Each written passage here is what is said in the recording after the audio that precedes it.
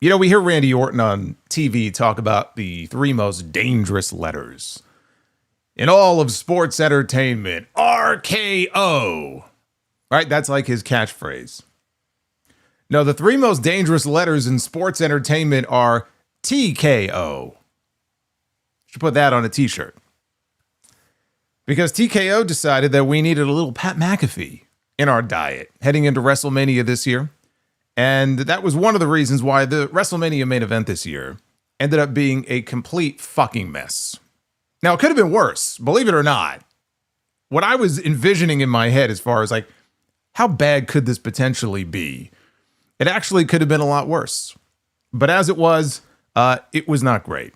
We have now had 2 straight years of WrestleMania main events that have been effectively hijacked by forces from the outside, screwing with what should have been a sure thing. John Cena and Cody Rhodes, right? Cena going for number 17 last year, should have been a sure thing. Cody Rhodes and Randy Orton, their first program together, right? Not their first match, but their first big program together. They're going to get a WrestleMania main event, right? And think of all the history between these two, and it should be a sure thing. And as we have seen, if you've tuned into SmackDown over the last several weeks, that is not the case. The best thing I can say about this, honestly, this main event that we had tonight, not nearly as bad as the one that we had last year with Cody Rhodes and John Cena.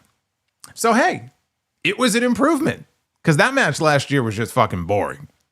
I mean, all the way through. And then you throw a little Travis Scott in there at the very end and, you know, Fiend. No Fiend this year. At least towards the end of the match here.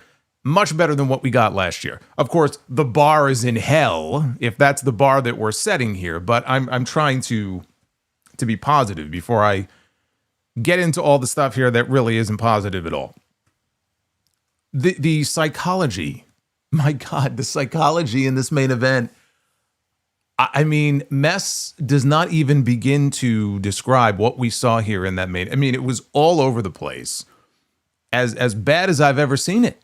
Honestly, for a WrestleMania main event, in terms of the psychology of like what you want the fans as they're watching this match, what you want the fans to think and feel, and like who they should be backing. Who do you want them to get behind? Who do you want them to root for? Who do you want them to hate?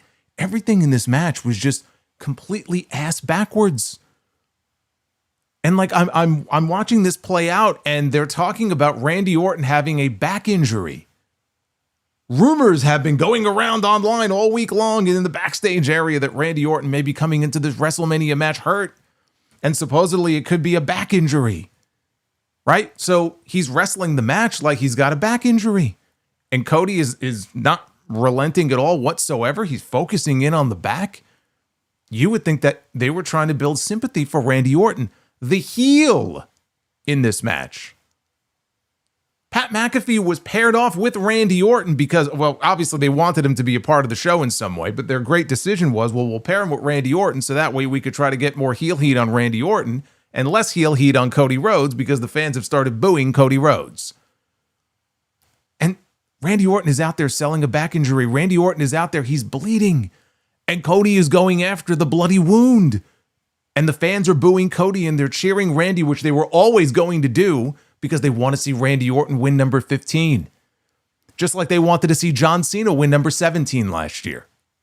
Right? It's the aging gunslinger. It's the same story. Only last year we knew that that was it for Cena. Orton's talked about how he wants to go another 10 years. Watching Randy Orton, the way he was moving around out there in the main event, I don't know if he could last another 10 years. But again, this man is fighting from behind, and you would think that they want the fans to rally behind Randy Orton. And then Pat McAfee comes out towards the end of the match after he was taken out at the beginning of it. And Randy Orton drops him with an RKO. Which is great because that would seemingly put the nail in the coffin of this fucking terrible storyline, you would think. But that got the biggest pop of the entire match. Of course, because Pat McAfee had been built up as the biggest heel in this company over the last 3 weeks. So Randy Orton, they gave Randy Orton the spot. Now, Cody did take him out earlier with the Crossroads. But for the big climactic moment here in this main event, they had Randy Orton drop Pat McAfee with an RKO. And of course, it got a big pop from the crowd. And then Cody, the babyface champion, sneaks up from behind the heel, the unsuspecting heel, and drops him with a crossroads to win the match and retain the WWE Championship. But then when the match is over, Randy Orton steals the belt away from Cody, whacks him in the head with it, and then punt kicks him and poses over his body with the WWE Championship. And the fans are supposed to boo. Some did, many did not. Many wanted to see the punt kick. Many fans in the crowd in Las Vegas were chanting one more time. They wanted to see this man kill Cody Rhodes. The man's family, his daughter was in the front row. They didn't care. These fans are bloodthirsty. They don't give a shit. But you see what I'm like, the psychology here doesn't make any sense. What are they trying to do here? Who is supposed to be the babyface and who is supposed to be the heel? Like, what is going on here? What this came off as to me, I will tell you, like, there was a moment towards the end of that main event when Pat McAfee ran down to the ring with a fucking neck brace on. I thought for sure he was going to kick Randy Orton in the balls and they were going to pair off Pat McAfee with Cody Rhodes. And it was some sort of inside job. And I'm like, my head would explode. Thankfully, they didn't do that because that would just mean more Pat McAfee. But again, like, I'm blown away by that. I'm blown away by how we ended up here. How such a short thing could be so convoluted at the end of the day. What this came off as to me is that all the reports that we read and all the things that we heard about TKO and Ari Emanuel wanting to get Pat McAfee involved in the show were 100% true. Right? He wanted him involved in the show. He represents him. They were disappointed that tickets were not moving as quickly as they did last year. And the synergy, corporate synergy with ESPN. This was the first WrestleMania ever to air portions of it on an ESPN network, right? The first hour. Tonight was ESPN2. Tomorrow is ESPN. And Pat McAfee is the biggest personality on ESPN, right? His daily show, he's got, and they pay him tens of millions of dollars. He's a big deal, right? In the sports world. So let's get Pat McAfee involved here in the main event of WrestleMania. And I can believe that the creative team, again, not to let them off the hook here because there's a lot you can put on them, but I do believe they were put in a situation where it's like, okay, well, we have our marching orders here and we have to find a way to make this work. We have to find a way to incorporate this man into a story that he has absolutely nothing to do with. And I'm sure Randy Orton wasn't thrilled. I'm sure Cody Rhodes wasn't thrilled. You could hear it in his voice every time he was doing media this past week and they brought up this whole fucking storyline. He tried to be diplomatic about it. And you've just got to try to make chicken salad out of chicken shit and say, okay, look, the guy's here. He's a part of this thing now. This is what we've chosen to do. How do we make this work? And so this felt to me anyway, like this was their way of just writing him off. Because remember what McAfee said coming into this show. If Randy Orton does not win championship number 15, if he doesn't walk out of WrestleMania with the title held high, you will never see or hear from me in this business ever again. Okay, from his lips to the wrestling god's ears. Well, guess what? Randy Orton didn't win tonight. Not only did Randy Orton not win tonight, he dropped Pat McAfee with an RKO. And this felt like a hard reset. We can reset and get back down to brass tacks here, which is what we wanted to do going into WrestleMania. And we're going to continue down this road with Cody and Randy, but without all of this outside bullshit. And that's fine, except I'm watching this main event, and if the goal was to get Cody Rhodes cheered as the sympathetic babyface, they failed. They failed. It was all over the place. And it just feels like they're in a worse place now for it, which I think we all knew they would be coming into this show. But yes, Cody Rhodes is still the WWE champion. He is still the WWE champion coming out of night one here of WrestleMania. The Pat McAfee show, as I called it in the thumbnail, because that's what it felt like coming into tonight. With any hope, that was the end of it. Jelly Roll was out there. Jelly Roll took him. I mean, look, it's just, you know, we've talked about this over and over again coming into this show, how ridiculous this all was. There's another aspect to this that also I look at and I'm kind of wondering where the hell we go from here. Because think about what they did tonight. They seemingly wrote off Pat McAfee. Randy Orton was also selling a back injury that may or may not be real. I'm assuming it's all part of the storyline, but nonetheless, he was selling a back injury. He's not 100%. And then to close the show, he punt kicked Cody Rhodes in the skull, which normally would mean the person who gets punt kicked, we don't see them for a little bit. So, I mean, we're going to be heading into SmackDown this Friday. Is Cody not going to be there? Is Cody going to the hospital? Is Randy Orton going to be there? Pat McAfee sure as hell better not be there.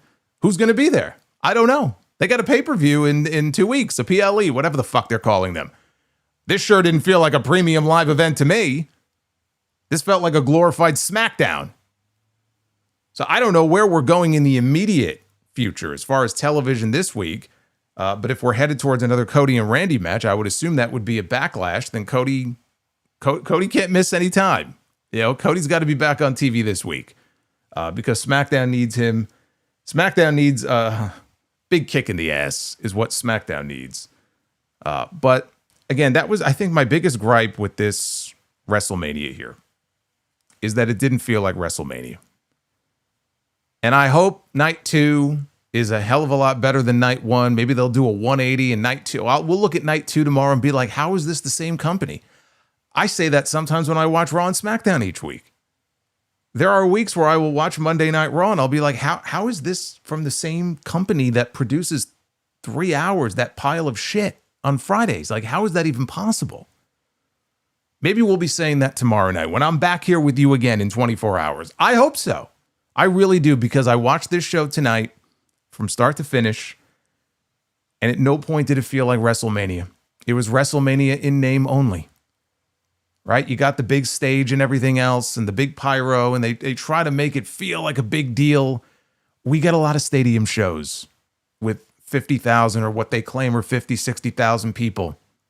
We get a lot of shows that give us a hell of a lot more wrestling than we got tonight. The word wrestle is in the name of the show.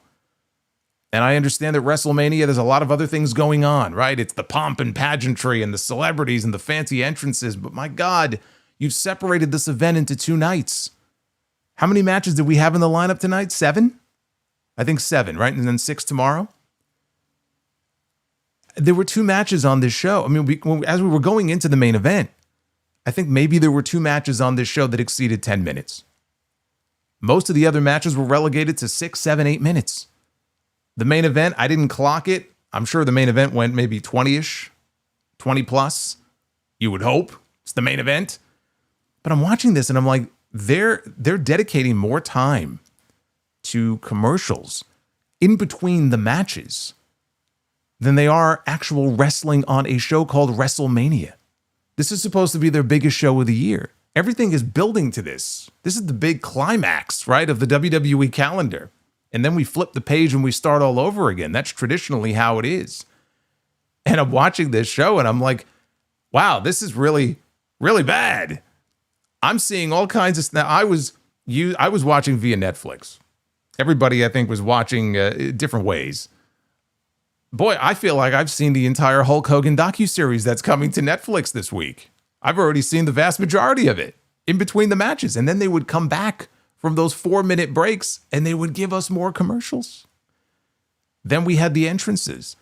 By the time the bell rang and in between matches, we went from one match to the other, at least 30 minutes, maybe more in some cases, had passed. You have all of this time. Now think of all the people, by the way, who weren't even on the WrestleMania card. Now, I know you can't fit everybody on there. I was never really a fan anyway that every single person has to be accounted for on these shows. Not really, but still. Think of the people who were left off the show. Think of the matches that we had tonight that in some cases felt like they were only first getting out of first gear. They never even had the chance to move to second gear, and then, boom, it was over.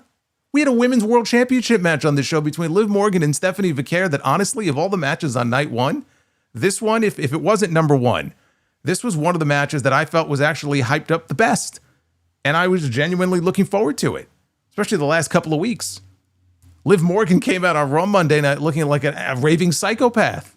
Big lump on her head, 2 black eyes, screaming like a banshee. I'm like, man, this woman looks like she wants to kill Stephanie. Stephanie looks like she wants to murder Liv.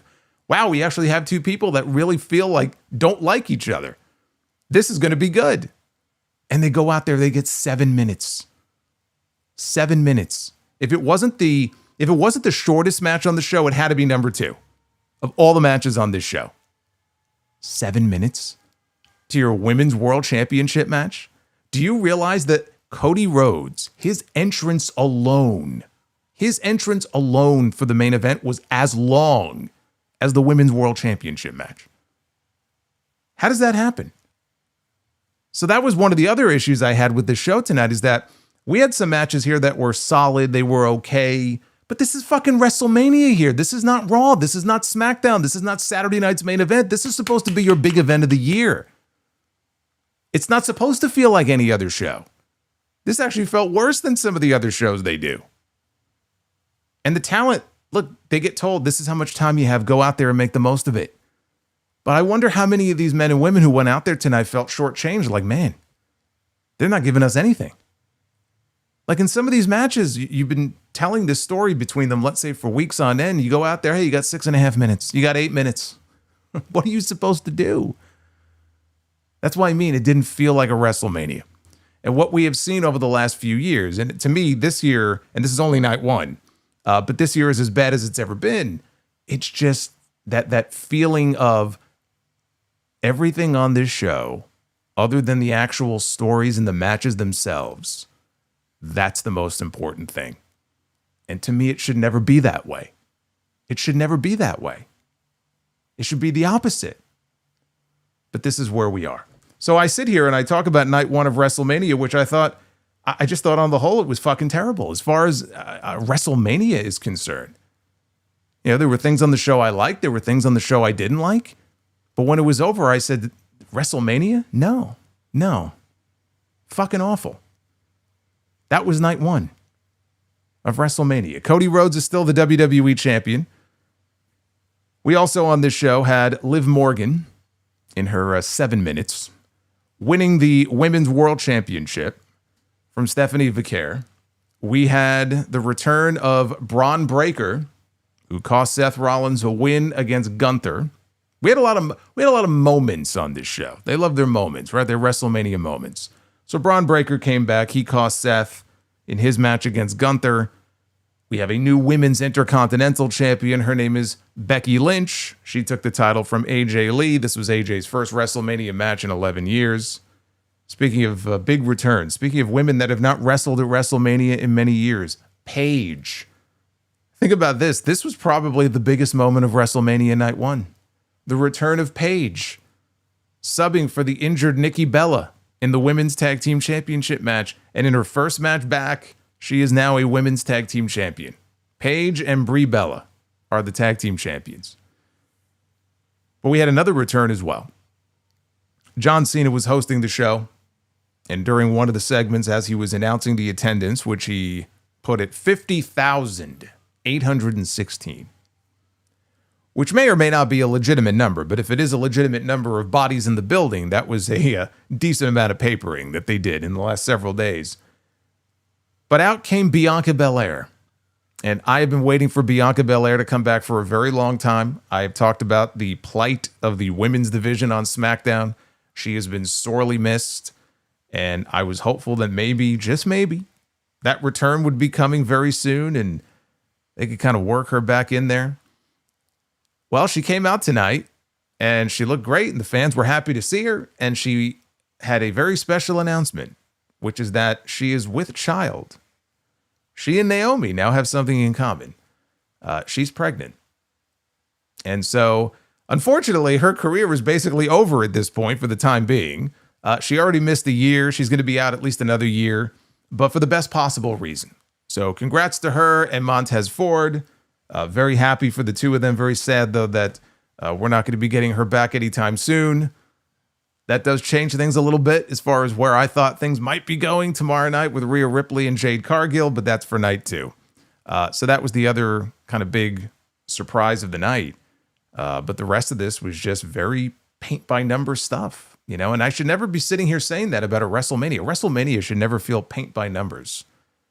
Like, it was all right. Or, man, that sucked, right? You never want to be sitting here feeling that way about WrestleMania. But if you are somebody, and I already saw a lot of comments in the chat about this, if you are somebody who is watching this show from start to finish, and you felt like you were just assaulted by, ads in between the matches that were in many cases longer than some of the matches themselves, you have every right to feel that way. That was one of the reasons why the matches being so short in some cases, it just was magnified that much more by all of this other bullshit that you had to sit through during the show, right? It's still a jarring thing to watch these PLEs with any kind of real commercials because that's not the way it used to be, right? They would call them pay-per-views. Now they're premium live events. They're supposed to be different than what you would watch on television. The television is what is supposed to sell you on these shows. And you would be able to sit and watch these shows and you didn't feel like you were being assaulted by them, right? You might have some WWE ads in the middle of them or whatever, plugging their own, merchandise, and that's fine. But it's a very different world. It's a very different world, very different universe that we live in now. And I just feel like when you have, a card with matches that are just so short and just nothing in a lot of ways, you notice it a lot more. That was the story of night one, which we will get into here because this is your WrestleMania night number 1 review, WrestleMania 42. It is Saturday, April 18th, 2026. I am the Solomonster. Thank you guys for hanging out with me. We are closing in on 4,000. We haven't even gotten into the review yet, so I love and appreciate you guys hanging out with me tonight. If you are new here, please hit the subscribe button. I promise I'm not always this cranky. But when I'm cranky for a good reason. So if you don't like that, tough shit. But if you do like that, if you like honesty, this is the place for you. So hit that subscribe button, hit that like button as well. And super chats are open. You will see them popping up on your screen periodically. What do you think we should shoot for? Normally I throw up a little wheel and we figure out how many likes we need to do our Be the Booker segment. But I think tonight we're going to set that likes goal at 1,000. Minimum 1,000 likes. Actually, you know what? Fuck that. 1,100. Let's do that. 1,100 likes minimum. If we hit that, we will do Be the Booker a little bit later on, which is a fun little thing that we do at the end of some of these streams. We love Cranky Solomonster. Is that right? Is that like Cranky Vince on Twitter many years ago? JBL. Anyway, so let's get into this here. They had Lin-Manuel Miranda narrate the opening video for the show. WrestleMania itself opened simulcasting live on ESPN2. For them, this was a big deal because 42 years of WrestleMania, it's never aired on ESPN. It's never aired on basic cable or television at all. So this was a first for them. ESPN2, hour number 1, or you were watching on Netflix in the UK like I was here tonight. With the host of WrestleMania, John Cena, making his way down to the ring. He was wearing a suit. For those of you who were wondering, I was wondering if he was going to go back on his word. He said, "You will never see me again on the show or in the ring wearing the jorts and the t-shirt and the hat." He came out tonight. He was looking like he was hosting the Academy Awards. He was dressed up in a suit. He's told Stu, the cameraman, "I'm not running tonight." And then halfway down the ramp, he starts running because I think he was like, "All right, we got to get to the ring. This is going too slow." So anyway, he gets into the ring and he says, "The road to this year's WrestleMania has been chaotic." Yeah, I'd say so. It's been chaotic, but he says, who would step up and deliver tonight? He welcomed everybody to WrestleMania. They shot off some pyro from the stage. I thought the stage looked good. I mean, it was nowhere close to the stage from last year. Last year's was much better. But look, 33, still the GOAT. It's got to be between 33 and 39. Best WrestleMania stages ever. They opened with the Usos in LA Knight. 6-man tag team match taking on Logan Paul, Austin Theory, and IShowSpeed. Second year in a row. Oh. It's a direction you can fuck. Well, we know how Jeremy feels about WrestleMania Night 1. I don't disagree with you. Thank you, Jeremy. Can we see him now? Yes, we can. Now we can see John Cena. We can see him now. This is the second year in a row that Jey Uso has opened up WrestleMania Night 1. Although his match last year, a little bit bigger than the match he had this year. A lot more polarizing as well. Now, for those of you who are interested in this sort of thing, they had Dodge Ram logos on the LED panels and the barricades. They had Capital One logos on most of the turnbuckles. They will slap a logo on just about anything. It is only a matter of time before the talent, by the way, they start having sponsor logos on their gear. Like, I'm not even joking. Like, I'd be shocked if we don't see that in the near future. And hey, you know, if you're a talent who gets a cut of that sponsorship and they're unique to you, I think that's cool. Like Brock Lesnar with the Jimmy Johns when he first came back to WWE. But I suspect it wouldn't work that way. I don't know that it would work that way if they ever did it, but it's only a matter of time. It's only a matter of time. So we had the Usos immediately dropping Paul and dropping Theory with super kicks. That left IShowSpeed all alone. LA Knight had IShowSpeed all to himself. And so Speed, he scaled the ropes. He did a backflip off the top. He landed on his feet, right? Very impressive, except that when he turned around, he got mowed down by a clothesline. You can show off all you want to, but at the end of the day, you still got to fight. So the Vision worked over Jimmy Uso for a little bit. He made the hot tag to Jay. Jimmy ended up back in the ring. He got taken down by a flying head scissors by IShowSpeed. Speed avoided a BFT from Knight, and he shoved him into Logan Paul, but by accident. He was on the apron, so he got shoved into Logan. That pissed off Austin Theory, who got in the ring, and he shoved down Speed, and he's yelling at him, "What are you doing?" So he picks up LA Knight, and he wants Speed to hit Knight. He's reminding him, like, remember what he did to your computer. Because Speed doesn't want to do it. And Speed finally relents, so he hits the ropes. But then Knight shoves Theory into Speed as Speed is coming off the ropes. And Knight then drops Austin Theory with a BFT for the win. And my first thought, as soon as this ended, was, holy shit, he won.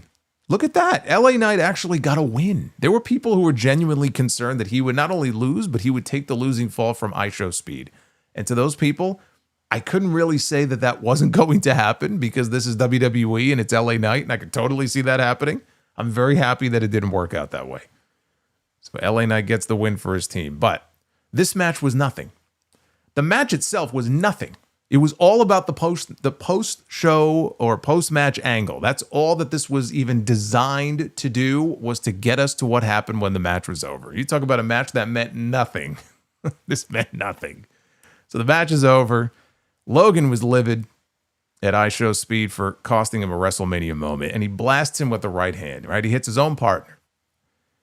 So then he drags Speed out of the ring. He placed him on top of the announce desk, and he's setting up for the big diving elbow. We've seen him do this from the ring to the announce desk.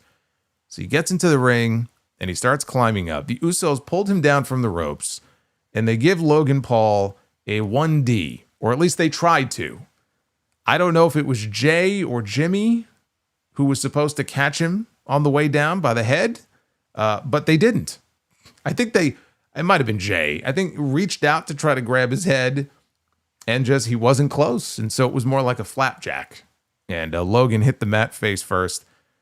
So Knight pulled Speed off the desk outside, and he puts him in the ring, and he and the Usos are encouraging him, go up top. This is your moment. Because Knight put Logan on the announce desk. They want IShowSpeed to go up top and to come off and land on Logan. And of course, he's very hesitant to do this, but he climbs to the top, and he's standing on top of the ring post, and he's taking his time. He's making sure that he's all set, and he hits a frog splash from the ring post down onto Logan Paul, and they both crash through the desk. It was very impressive. He nailed it. He could not have nailed it any better than he did. And the table did break. There were a lot of things that happened on the announce desk tonight. The desk did not always break. But he puts Logan through the desk. All the baby faces bring Speed back into the ring. And they all yeet with IShowSpeed, who came into this match as the heel. And they allowed the celebrity to get his moment, even though his team lost. And he got to leave as a babyface. So they got their viral moment. That's really all this was for. They wanted that viral moment because he's got hundreds of millions of followers and subscribers on social media, on YouTube, and I imagine he's on Twitch. I don't know, but he's got a huge following, which is why they love working with him. He's very athletic, right? I mean, he was out there and he was doing some impressive stuff. And he was I said this a few weeks ago, of all the celebrities that have been tied into this WrestleMania build, the one who I didn't really mind him being involved was IShowSpeed. He's entertaining. He wasn't part of a main storyline, so I didn't have an issue with it. It's just that when you pile on celebrity after celebrity after celebrity or influencer after influencer, and they start infecting main stories on the show, that's where I draw the line and I have an issue with it. And I'm like, hey, pump the brakes here. What are we doing here? Right? Is this WrestleMania or is this Celebrity Mania? What are we watching here? So, I mean, he did fine. They got the moment they were looking for. Again, the match itself, the match itself maybe was barely 5 minutes. That's why I said it was a nothing match. It was a means to an end. But I want you to think about this. And this is kind of crazy to really think about it.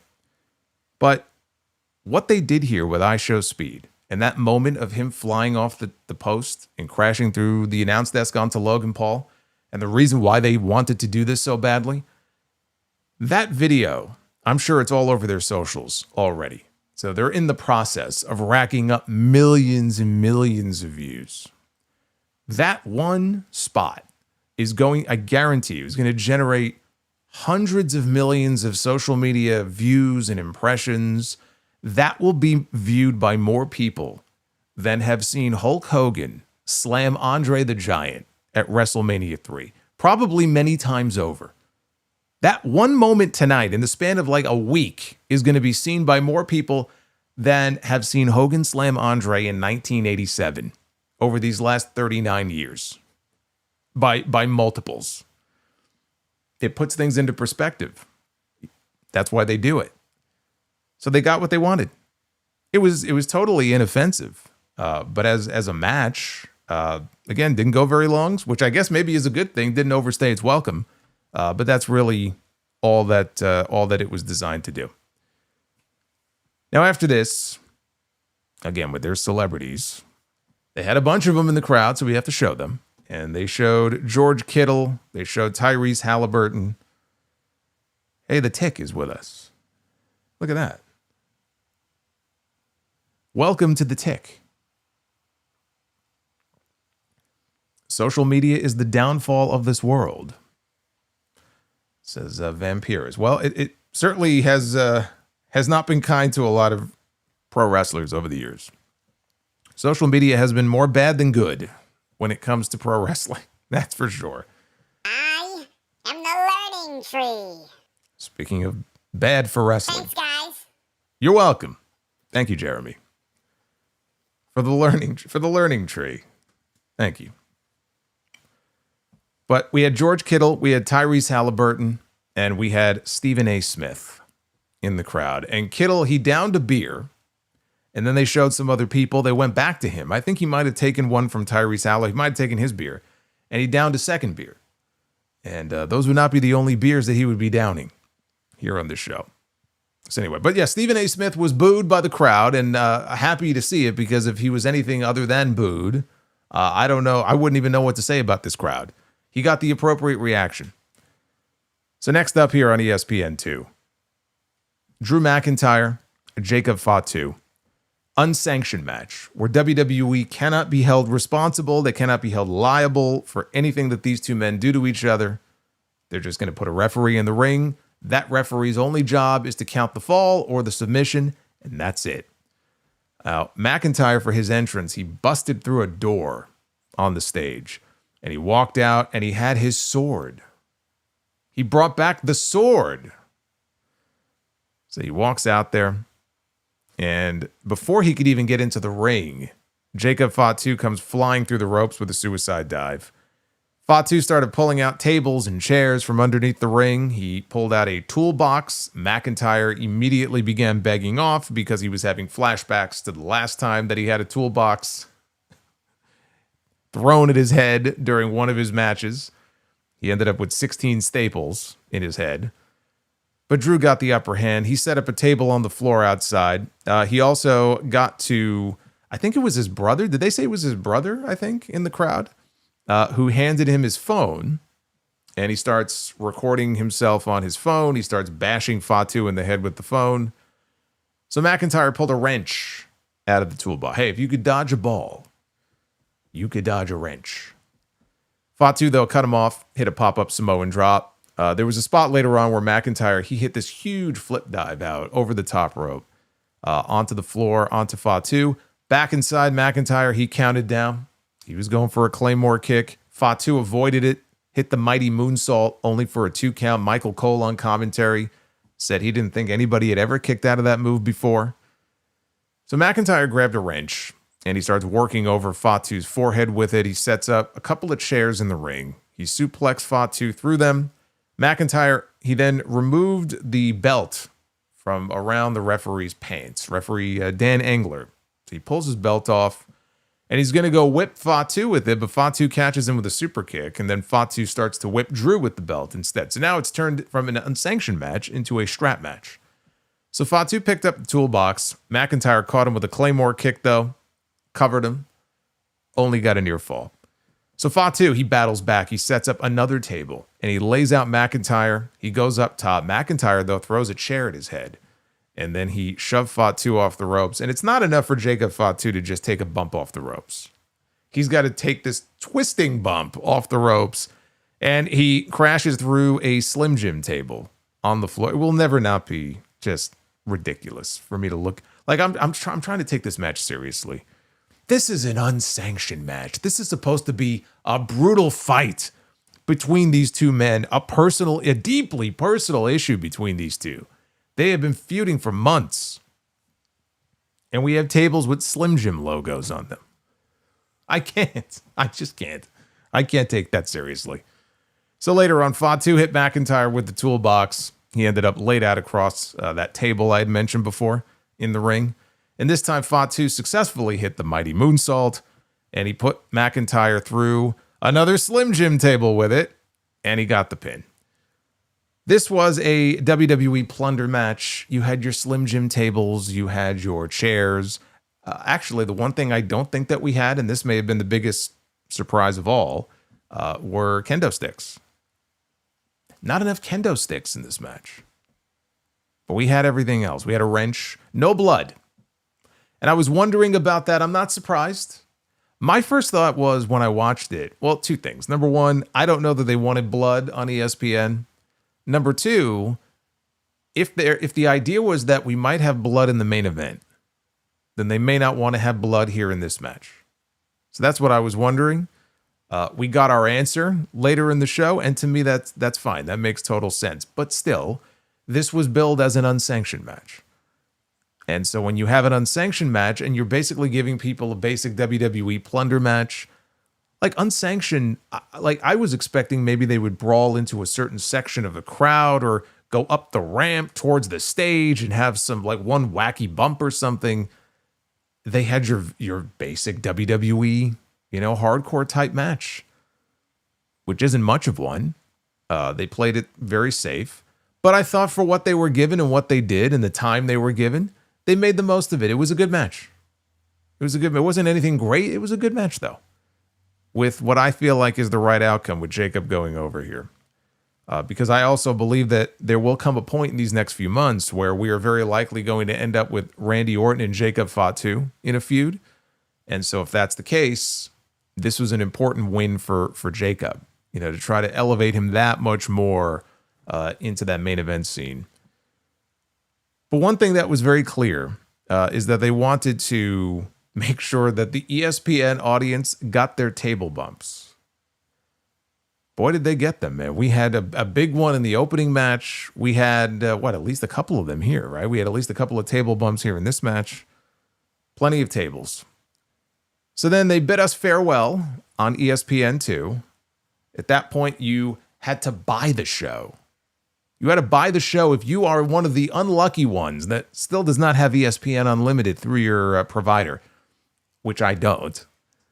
Then it's $30. It's $30, unless they've raised the price. It's $30 to buy the show. Now, if you already have ESPN Unlimited through your provider, then it costs you nothing. Congratulations. Like, what the fuck? Holiday. What's going on? Sticking his tongue. WAZZZAP. Like, what the fuck? What's going on, Holiday? So yeah, that's why and internationally people can watch the show on Netflix. If you have a Netflix subscription, you just watch it through Netflix. But here in the States, you have this ESPN bullshit. And for example, they still haven't made deals with certain providers like YouTube TV and I think maybe a couple of others. Still. They still have not made deals with these. Now, supposedly that may happen by the end of the year. Okay, well, that doesn't do people any good now. Imagine paying $30 for this. And you still have another show tomorrow night that you have to pay another $30. So this WrestleMania, now we've already gotten half of it. Would you pay $60 for this WrestleMania? You'd have to be out of your fucking mind to pay $60 for this WrestleMania. Especially if night one was any indication. But then it was time for the Fatal 4-Way. For the Women's Tag Team Championships, Nia Jax and Lash Legend defending their titles against Charlotte Flair and Alexa Bliss, Bayley and Lyra Valkyria, and the Bella Twins. Avery. I think Avery nailed it. The three most dangerous letters in sports entertainment. It's not RKO. It's not even TKO. It's VPN. They are, you could tell, by the way, they are trying to crack down on some of the VPN stuff because certain servers maybe that would have worked for people before are not working or you get kicked off of it. My recommendation, if you were somebody who happened to be, utilizing one, just keep trying different ones. Eventually you'll find one that works for you in terms of a server. But there were some issues I had tonight, but overall I can't really complain. So, but yes, the Bella Twins were also a part of this match. Nia and Lash, they came out, they were wearing white masks with studs, made up to look like Demolition, except Demolition was, they had the black masks. Here they were white. I thought it looked cool. I knew right away. As soon as I saw the masks, I said, oh, wait, this is a Demolition homage. And then they cut to ringside and they show Barry Darsow and Bill Eadie in the crowd, who were just inducted last night into the WWE Hall of Fame. I have a lot of thoughts about the Hall of Fame.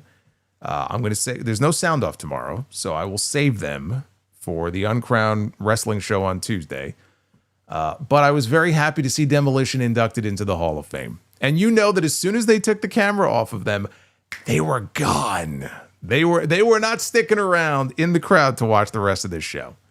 But at least they got on camera for a quick few seconds.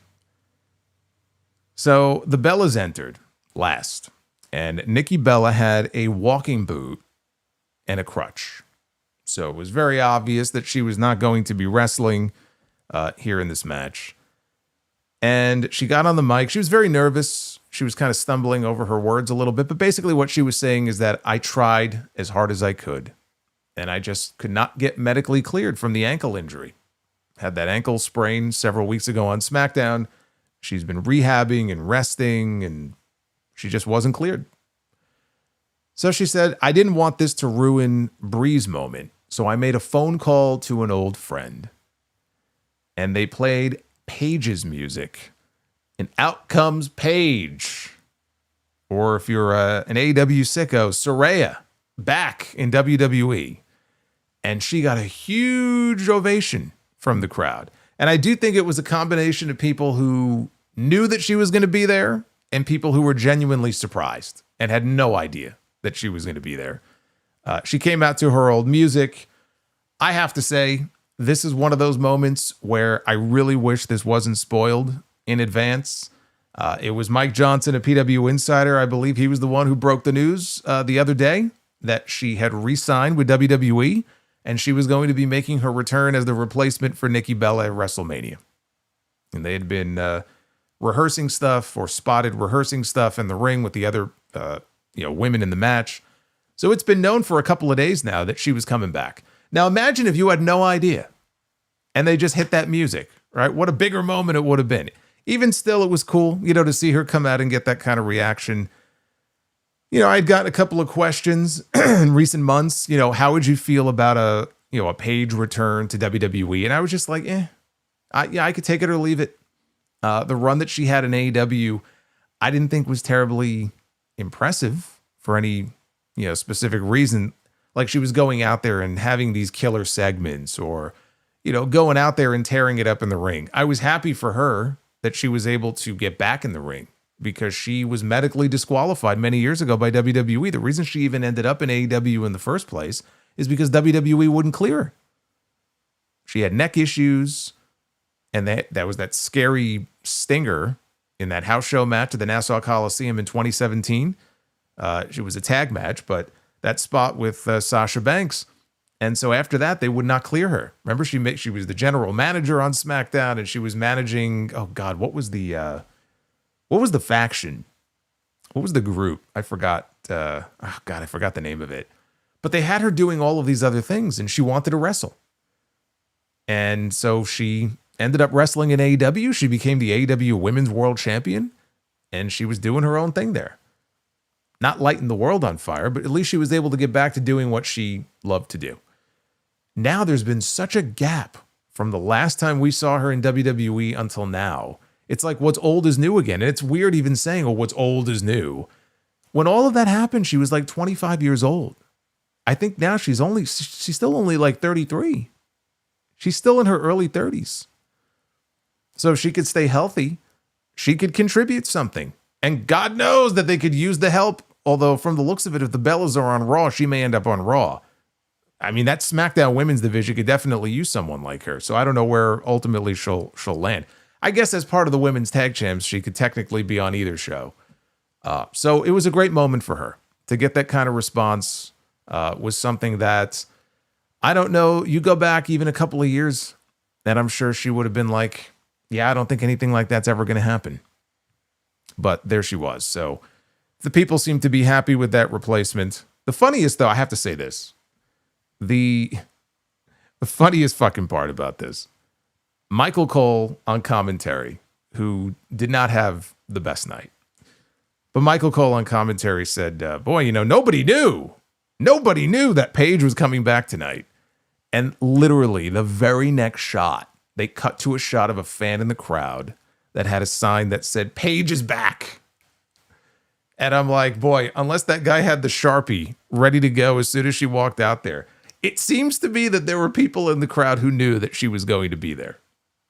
It was like, I feel like they were playing a joke on him. They had to be ribbing Michael Cole. Like that was literally the very next shot that they cut to. So anyway, the rules here are very simple. One woman allowed in from each team at any given moment, with one fall to a finish. This was not an elimination style match.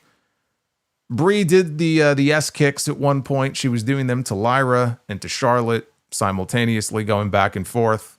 And then when she went to go tag in Paige, she got cut off. And they really milked that tag to Paige, which was smart because when she finally got the hot tag, the people popped. So there wasn't a whole lot going on, though, up until the point that she tagged into the match. She got in and she doled out some clothesline. She dropped Bayley with a perfect plex. Crossbody to Lyra, who rolled through. She was going to go for Nightwing, but Paige avoided that. Hit her old Paige Turner finish, but the pin got broken up. Paige and Charlotte, they ended up in the ring alone, and they did the slow rise, and she's staring at Paige. Paige is staring at her, and the crowd was with it. Crowd started to come alive. So we got some yay boo spots. Charlotte tried for a figure eight. Paige, though, got an inside cradle for a near fall. Charlotte hit natural selection, and Alexa tagged in. She heads up. She's going to go for Twisted Bliss. All of a sudden, Nikki Bella reaches in, and she drags Charlotte out of the ring, and she smashes her with her crutch. She hits Charlotte right over the back with the crutch. And I was thinking Alexa, who's looking down at this now, I thought Alexa was going to dive out onto Nikki, except that Nikki is legitimately not medically cleared, so they were never going to allow that. But that momentary distraction allowed for Paige, as Alexa came off for Twisted Bliss, she got her knees up. And she didn't really catch her with the knees, but the idea is that she did. So Alexa ate the knees on the way down, and then she got Alexa hooked up for her Rampage Cradle DDT finish.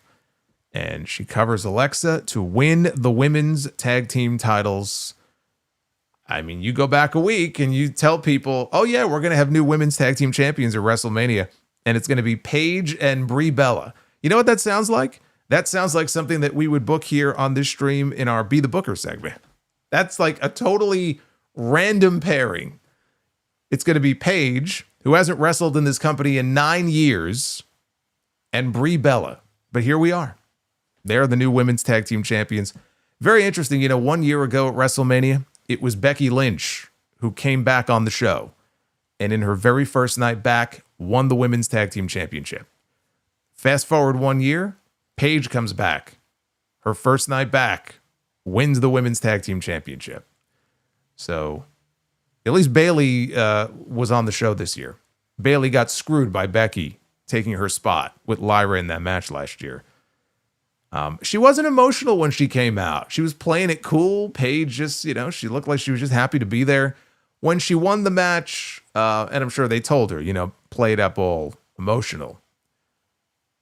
It's funny now when I see stuff like this. See, this is where Unreal, if you watch Unreal, it fucks with your head. Because I like to think that like some of these moments are genuine. I know some of them are.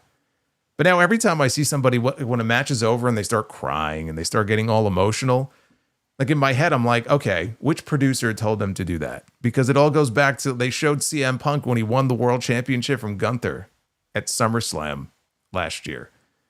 And they were on him like, cry, make it look real when you win the match. And so when you go back and watch it, Punk's like, oh, I won the world title. He's all emotional and shit. And I'm like, okay, like, is that really an emotional moment for him, or is he just hamming it up because they told him to? I would like to think that she was genuinely emotional when the match was over. And so her and the Bellas, they're hugging and they're all celebrating in the ring. The match itself was nothing special. And I want you to think about this. If Paige was not in the match and wasn't the big surprise that everybody got excited for, what would this match have looked like? Like if it was just straight up Nia and Lash, Charlotte and Alexa, Bayley and Lyra, the Bella Twins, right? There's some talented people in there. But the main thing they reacted to was Paige. So if she wasn't in the match, I don't know what this match would have looked like. But I don't expect those titles to be on them for very long. I tend to think that the Bellas collectively are going to turn on Paige very soon. I don't think they're long for those tag belts. I think once Nikki gets cleared, which should be any week now, I don't think she's going to be out for too much longer. I feel like there's a turn coming. That's just my feeling on that. I'm not expecting them to turn into a trio. Let's put it that way. I feel bad for Nikki. Whatever you think of Nikki Bella, if you didn't want her in the match, you don't care for the Bellas, it sucks that she got hurt this close to WrestleMania. One of the reasons that her and her sister even came back was the idea that they would be able to go after the women's tag belts. It's very likely they were going to win them on this show. And they'll win them eventually, but now it's like her sister and somebody else, right? And she had the match got taken away from her, and so at least she was able to be there. She was a part of it. She was there to celebrate with them when it was over. She was ringside for it. But still, it's got to fuck with your head. You're standing there with your crutch and your walking boot, and you got to watch somebody else, right? Like take your moment that you were supposed to have. It's a shitty feeling. But at least they were able to incorporate her in there in some way. Now, it was at this point when this match was over that, as I'm watching on Netflix, they cut to yet another. This was like the second or third time. They cut to a 4-minute long clip. So I didn't see the ads. They cut to a 4-minute long excerpt from this new Hulk Hogan docuseries that is premiering on Netflix, I think this Wednesday, right? The 22nd. And like, I'm watching this going, man, if they show me any more of these, I'm going to basically have 90% of this docuseries already watched by the time this show is over. It was ridiculous. Now, after a while, eventually they started replaying the same ones because it was getting a little ridiculous. I'm like, I feel like I've already watched half the series. Still better than, whatever commercials they were probably showing some of you. Maybe they gave you the general, right? The general insurance, right? He was there. They had somebody in the general costume who was there in the crowd. He was one of the celebrities. The general is now considered a celebrity. I want you to think about that. We had AJ Lee against Becky Lynch for the Women's Intercontinental Championship. This was funny. The Wonder Years. They were introducing the Wonder Years band. Of course, my mind went to a totally different place when the ring announcer mentioned the Wonder Years. I'm like, it's the amazing Gunther. Jerry Lawler loves Gunther the Magnificent. All hail Gunther. always love a good Gunther appearance. Maybe we could have Gunther against the General. Chumba Casino. What the hell's that? Oh, that was one of the sponsors, wasn't it? Chumba Casino. Well, always good to see Gunther with us. I like seeing that. Thank you, Fire Panda. And Venom Kitetsu, getting a little bit of Brie mode in there for us as well. Thank you, Venom. I'm going to be reading all of these messages. However many there may be.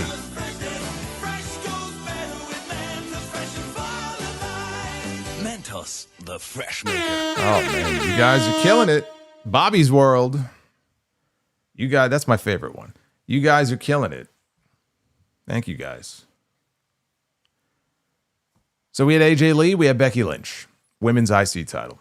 The Wonder Years are a band that performs Becky's new theme music.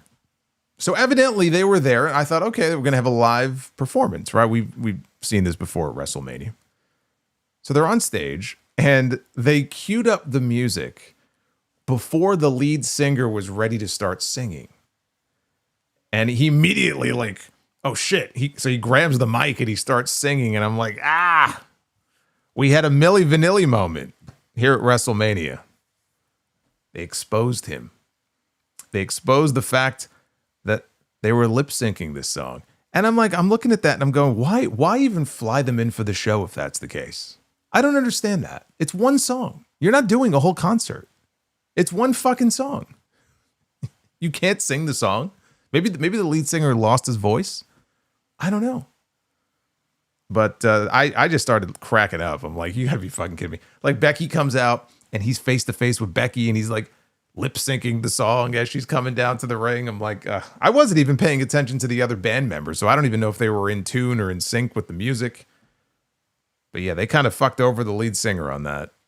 Oh well. The studio version probably sounds a lot better than the live version would anyway.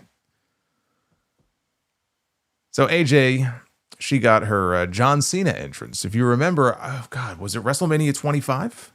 Where we had the army of Cenas come out, Nightmare Fuel, and they're all dressed like him and they line the ramp as he runs down to the ring. So this wasn't quite like that, where they were lining the ramp, but a whole bunch of little girls, little kids come out dressed up as AJ Lee. They have their replica IC title belts. And then AJ comes out. She's got more kids with her. I don't know where all these kids came from.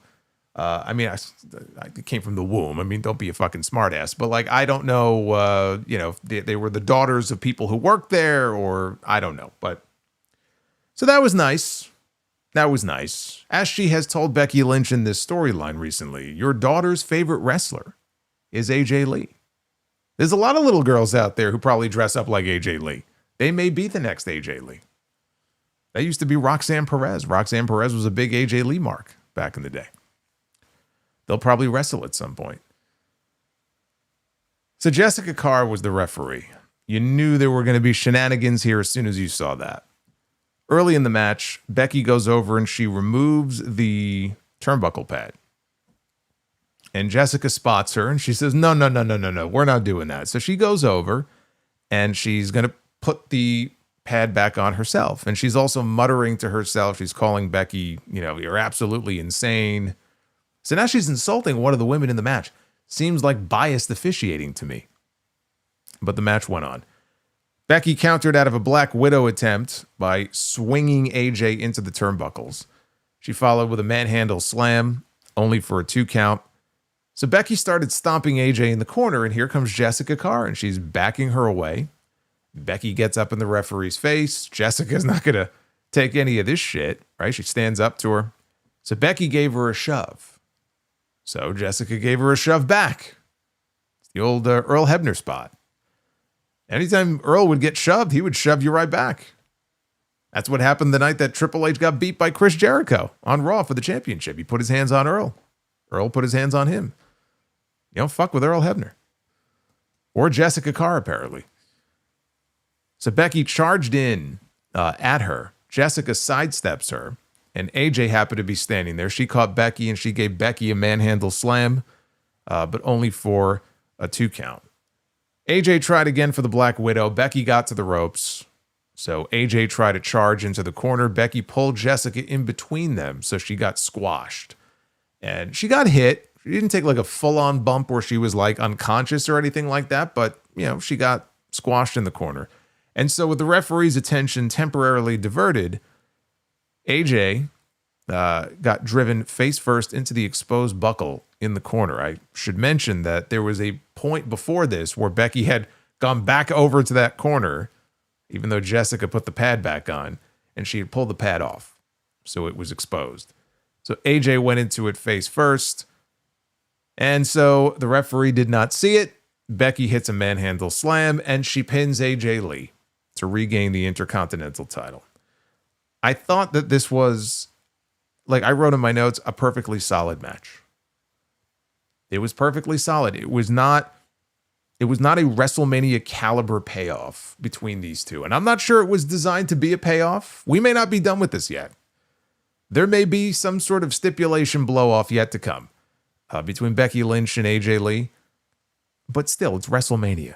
And you would hope for something more. You would hope for something better. We've already seen some combination of these women at least 4 times.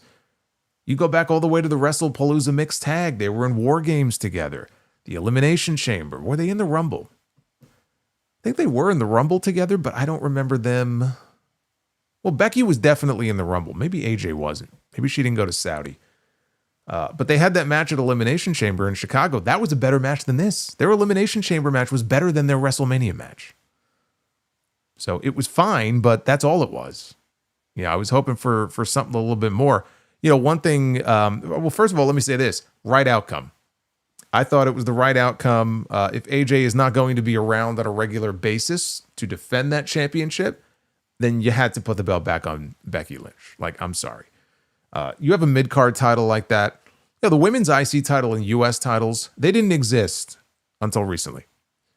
And so not everybody is going to be fighting for the world championship. So it's understandable you would want to have at least one, if not in this case 2, women's mid-card belts.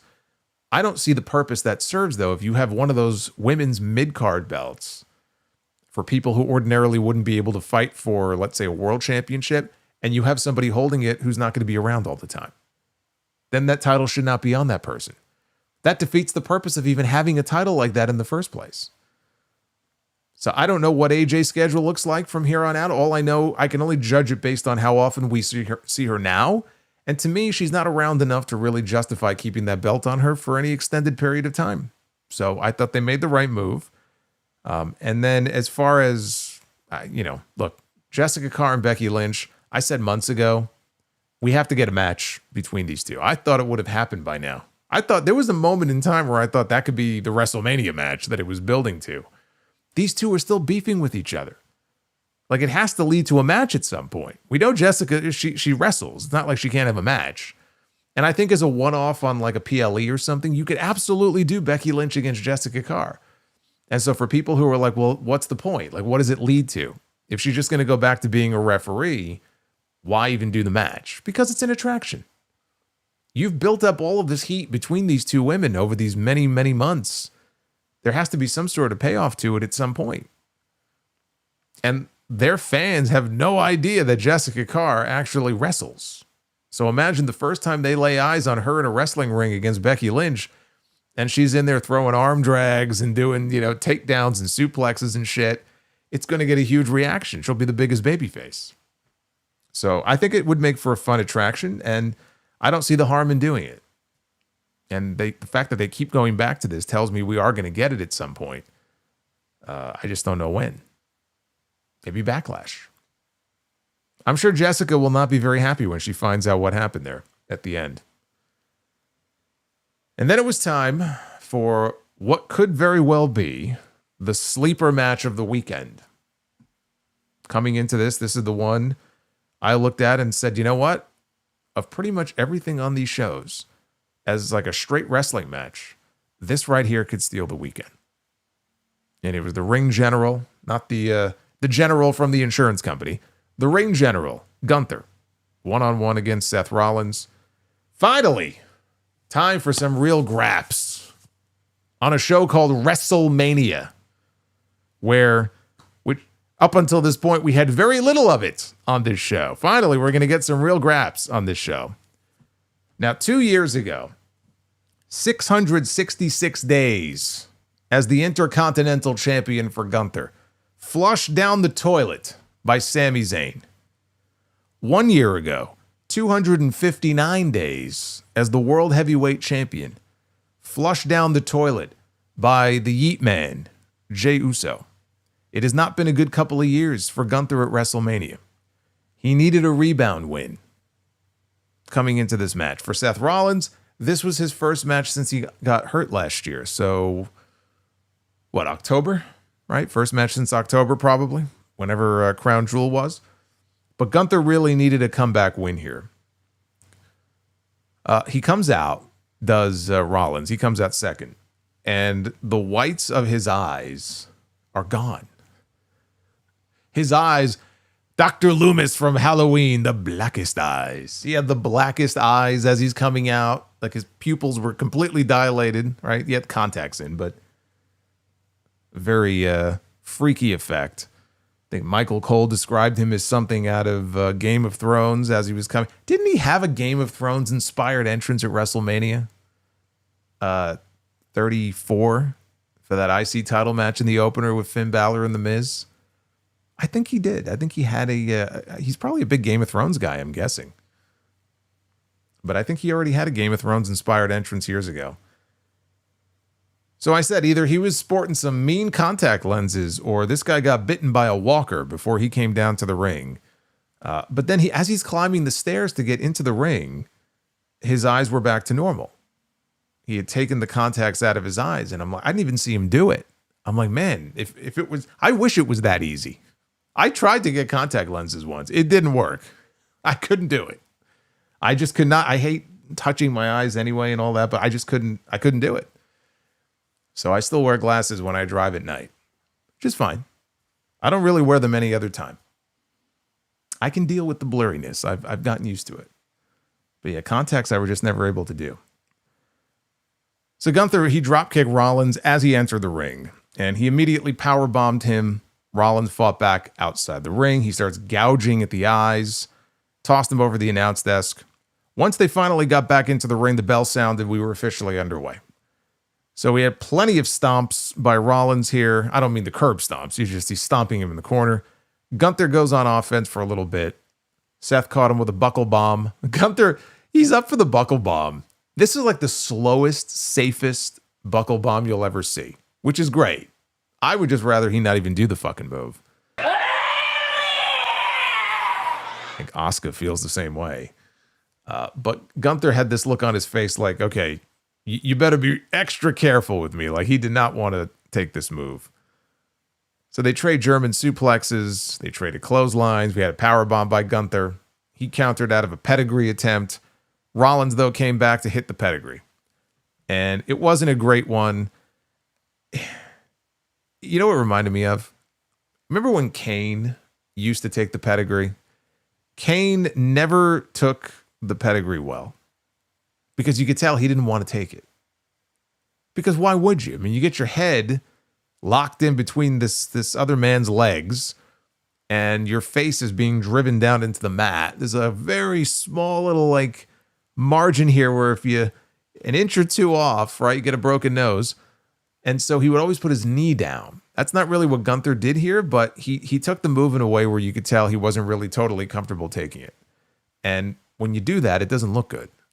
And I think the first time actually on commentary even, they're like, oh, he didn't get all of it. No, he didn't get any of it. But we had a cover for it. Oh, he didn't get all of it. So Gunther got a sleeper applied. Rollins fought out of it. Gunther absolutely just wrecked him on a clothesline. He went up top. Rollins, though, met him there. He hit a superplex into the Falcon Arrow for a near fall.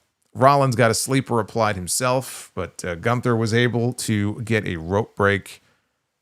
Seth followed with back-to-back suicide dives. On the third one, though, Gunther blocked it. He gave him an apron powerbomb. Then he powerbombed him onto the announce desk.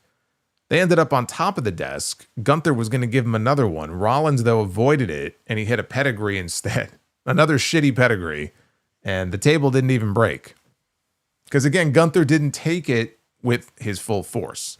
It's like halfway down, he's already kind of turning his body where he's almost on his side. So the table did not break. Rollins then came off the English announce desk with a stomp to Gunther on the other desk. And as the referee is checking on Gunther, Rollins is kind of walking away, and the camera has come in very tight on Seth Rollins. And so you figure, referee's attention is diverted, right? He's over by Gunther. Rollins is walking away. Gee, I wonder what's about to happen. And sure enough, all of a sudden, out of nowhere, appears a wild Braun Breaker who spears the fuck out of Seth Rollins. I mean, he came from out of nowhere and just sprinted in and speared this man damn near out of his boots. And again, the referee's attention was diverted, so he didn't see any of this. And I tell you what, I was watching this going, okay, well, that should be a disqualification. But boy, it's a good thing it wasn't, because how fucking lame of a finish would that be for a WrestleMania? Actually, to be honest with you, at this WrestleMania, I don't know that I would have been surprised. But thankfully it wasn't. And so they got Rollins back in the ring, and Gunther got him in the sleeper hold. And you could see in the background, as Rollins is just trapped in this sleeper, Breaker making his way up the ramp, off in the distance. And Seth is trapped and he's got nowhere to go. He's not close to the ropes. He starts to fade, and the referee calls for the stoppage. Now, when the match was over, we weren't done yet, because Rollins ended up on the outside. And as he's trying to get back to his feet, trying to stagger up to his feet, Braun Breaker he's already down most of the ramp, or up most of the ramp. He turns around and he sees Rollins is getting to his feet. And it's a long ramp. I think they said it was like 75 yards. And Breaker begins to sprint down the full length of this 75-yard long ramp. And they always talk on commentary about how, he can run 23 miles an hour. I don't know if he hit 23 miles an hour, but he was running fucking fast. And imagine if you're Seth Rollins and you look up and you see Braun Breaker at the speed of light, sprinting down the ramp, coming towards you. What is your reaction? You know what my instinct would be? Like one of those bullfighters, to move out of the fucking way and let him take a fucking header into the LED fucking side of the ring and knock himself out. But you have to stand there and take it. And so there were people making fun of this online, like on my timeline. Look, it didn't look good. Breaker had to slow himself down a little bit just as he got to Rollins. And so the way he dove, he barely touched him. It looked like he missed. And he did miss most of it. He didn't miss all of it. He missed most of it. But it's like, what do you expect on a spot like that? Like, if he just took the full force of it, he would be cut in half. Like, you can't do that. These two men just came back from injury. You don't want to put Seth Rollins back on the injured list. But just the way he delivered it, it didn't look great. I mean, it still looked good. Him sprinting, and they had the overhead, I don't know if it was like a drone shot, I guess. I mean, that looked cool. It's just the actual contact. That didn't look too good. But he yelled at Rollins and then made his way back up the ramp. People were so devastated by this, they chanted one more time. I thought he was considering it too, but then all of a sudden we see Paul Heyman has emerged on top of the stage. And so Breaker makes his way over to Heyman. The two of them embrace and share a deeply personal kiss. No, I'm kidding. What they did backstage, I don't know. But they embraced, and so Braun Breaker is back. Seth Rollins is back. And now we can get back to what they were originally going to do at WrestleMania. That was going to be the WrestleMania match.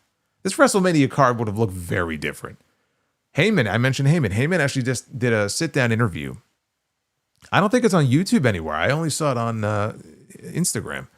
But he was interviewed by his son, Jacob, I believe his name is. And in that interview, he admitted that the original, I think he said the original two WrestleMania main events were to have been Roman Reigns against Seth Rollins and CM Punk against Braun Breaker, which I think those were the original plans.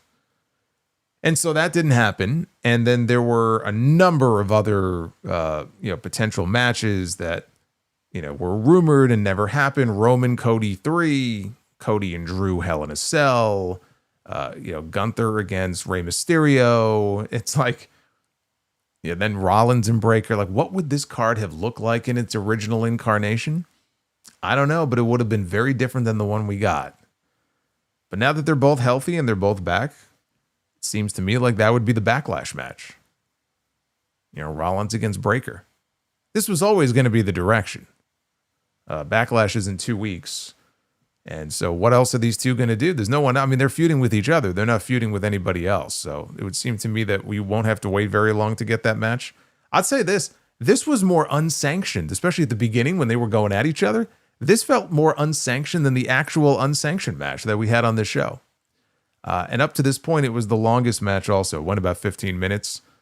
Breaker getting involved. I know some people are going to be like, oh man, the interference, it ruined the match. It didn't ruin the match for me. It was easily the best match on the entire show. Right now that the show is over, I can sit here and say this was the best match on the entire show. But Breaker interfering was always to be expected.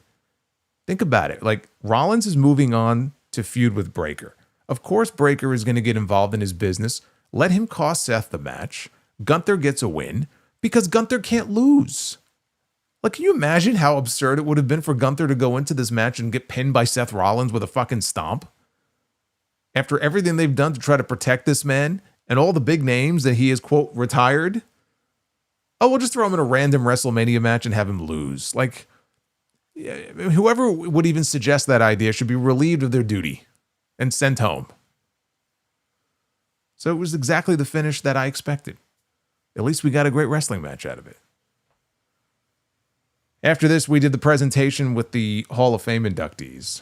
I thought they might save this for tomorrow because we only have 6 matches tomorrow instead of 7 like we had tonight. But I guess when the matches are so short, you got plenty of time to introduce the Hall of Fame inductees. So we had out on stage Nick Hogan. We had Andre the Giant's granddaughter. What would that baby look like? If you took Nick Hogan and Andre's granddaughter and they were together and they had a baby, it would have Hogan's blood and Andre's blood fused together as one. It'd be like a super baby. What would that child look like? I don't know, but they're not together. So we had Nick Hogan. We had, I think her name is Robin, and we had Jimmy Hart. And they were out on stage because of the Hall of Fame last night. They had the presentation of the Immortal Moment for this year, which was the match between Hogan and Andre at WrestleMania 3. So that's why they were there. Demolition was out on stage. Dennis Rodman as well, former member of the NWO. New world order. NWO action going on. I love that. Dennis Rodman at the Hall of Fame last night, dressed for the occasion. Anthony. I'm not even going to attempt to read that last name because that's the longest last name I've ever seen. But Anthony, welcome to the channel. And Brian, thank you. Dennis Rodman was there, as well as the families of Bad News Brown and Sid Vicious, which was interesting because I'm sure many of you saw the comments that one of Sid's sons, Gunner, posted earlier on his Facebook page. Gunner was not very happy. And he has every right to feel that way.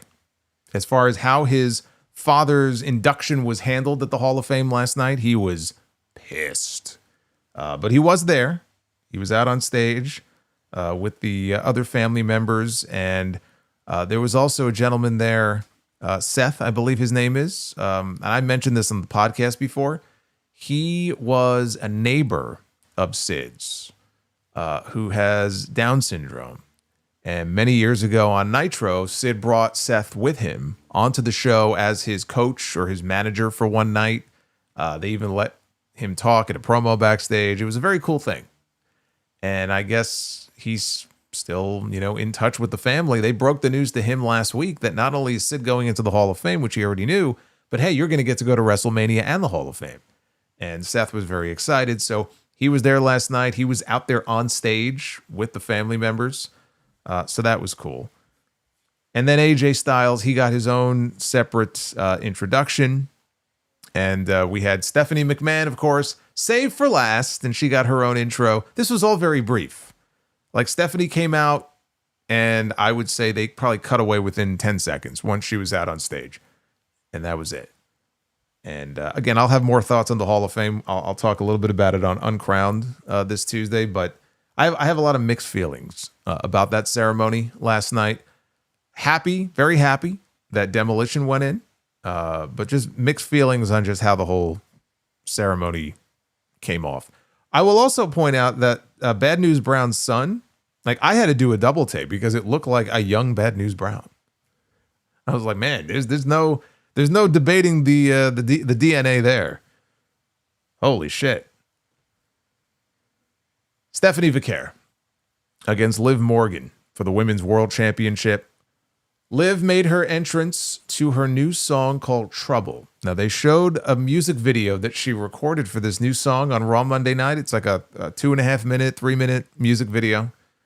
And it seemed to me like this was probably going to be her entrance music from now on, because why debut this a week before WrestleMania if you're not going to come out to it at WrestleMania? That doesn't make any sense.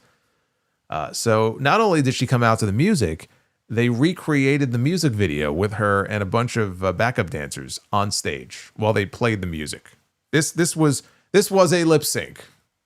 Unlike the Wonder Years thing earlier where they tried to pass it off like it wasn't.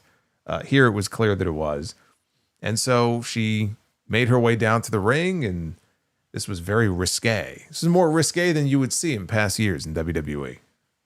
I mean, it's people crapping on the music.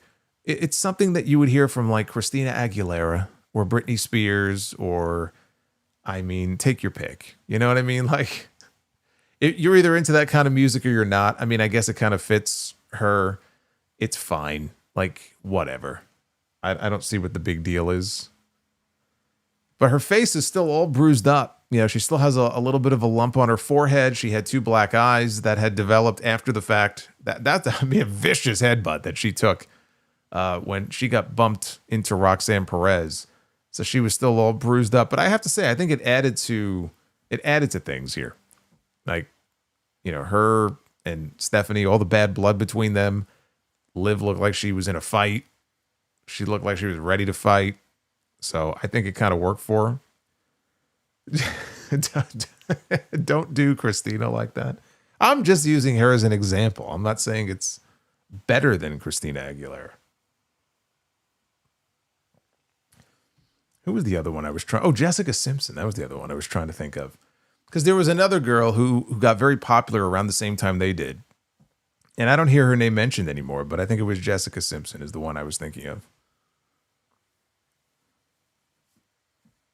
So anyway, Liv powerbombed her out of the corner very early in the match, and she hit the 3 Amigos. Stephanie came back with the Devil's Kiss pretty early in the match, too. That probably should have been a giveaway that this wasn't going to be going very long. So Morgan hit a code breaker. Stephanie came back and hit Morgan with her own Oblivion finish for a near fall.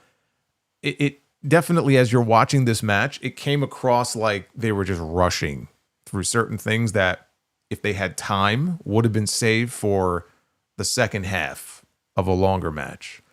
And they were doing all this shit in the first few minutes. So Raquel Rodriguez and Roxanne Perez come out. We're already getting fuckery here in this match. Roxanne distracted the referee. Stephanie went to the ropes. And Rodriguez pulled Stephanie down face first onto the top rope.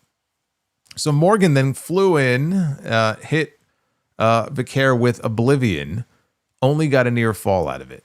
Later on, Vaquer threw kicks at Raquel and Roxanne through the ropes. Morgan dove at Stephanie, but she moved, and so that caused Liv to fly through the ropes out onto Raquel. Vaquer followed with a springboard splash out onto Rodriguez and Perez, but then Liv ran her into the ring steps.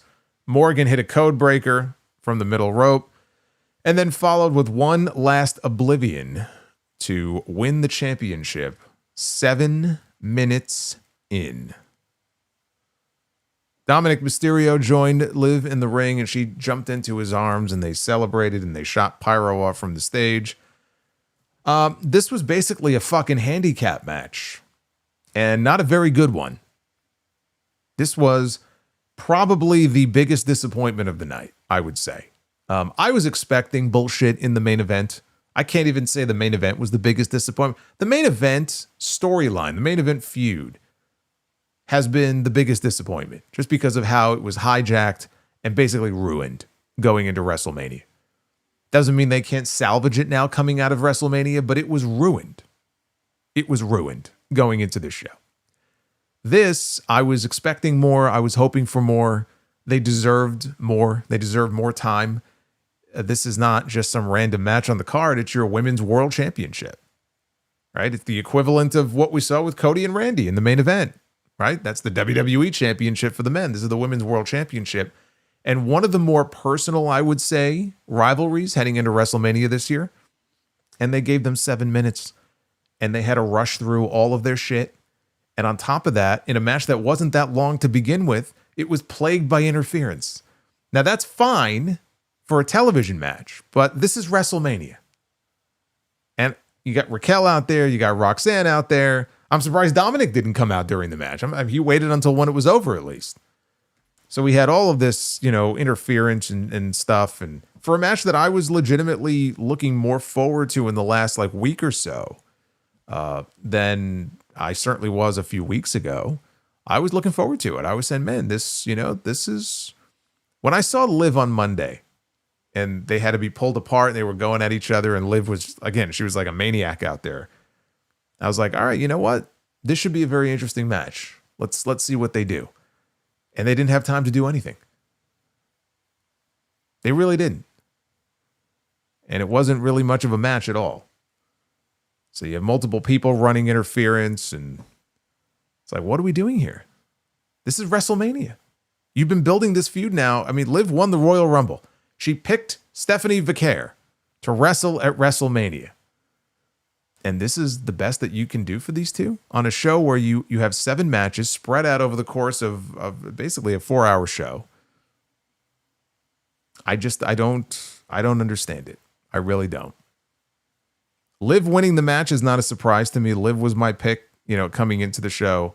Once I heard her the other day say that she was flying her entire family out for this show, at that point I knew, there's no fucking way this woman is losing.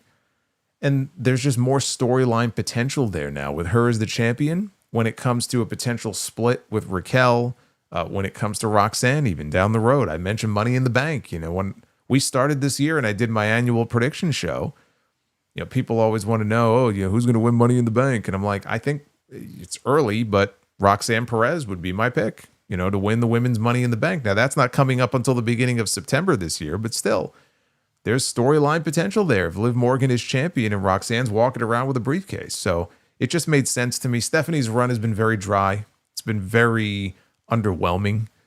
It's not all her fault, obviously. I mean, this is just partly also what they've had her doing, frankly. And she hasn't been doing a whole hell of a lot. So it just felt like it was time for a change. It was time to shake things up a little bit. Doesn't mean she can't get it back at some point, but we needed a change. And I think this was the right move to make. Now, after this, John Cena was already in the ring. And after what else? I mean, fucking commercials. He's magically in the ring. And he's there to tell us what the attendance is for night 1 of WrestleMania. And he talked about how everyone's been talking about, everyone's been talking about what's the number going to be, for the attendance. And I have the number here. And so he announced the attendance as 50,816, which I believe is 10,000 less than what they announced last year. I think they announced 60,000 plus for night 1, right? And then it was 63 for night 2, or maybe it was 61 and 63. It fits a lot more than 50,000. Let's just put it that way. The building looked full. On camera, it's not like, wow, look at this. They got the whole top tarped off and look at all these empty seats. If you squinted, I'm sure, yes, you could find some empty seats, but it looked pretty full. And I expected it to, right? They were going to make sure that building was looking as full as it can look. They were going to make sure that building looked full on camera come showtime. There'll be plenty of quibbling over how many tickets were actually sold. Did they paper the event?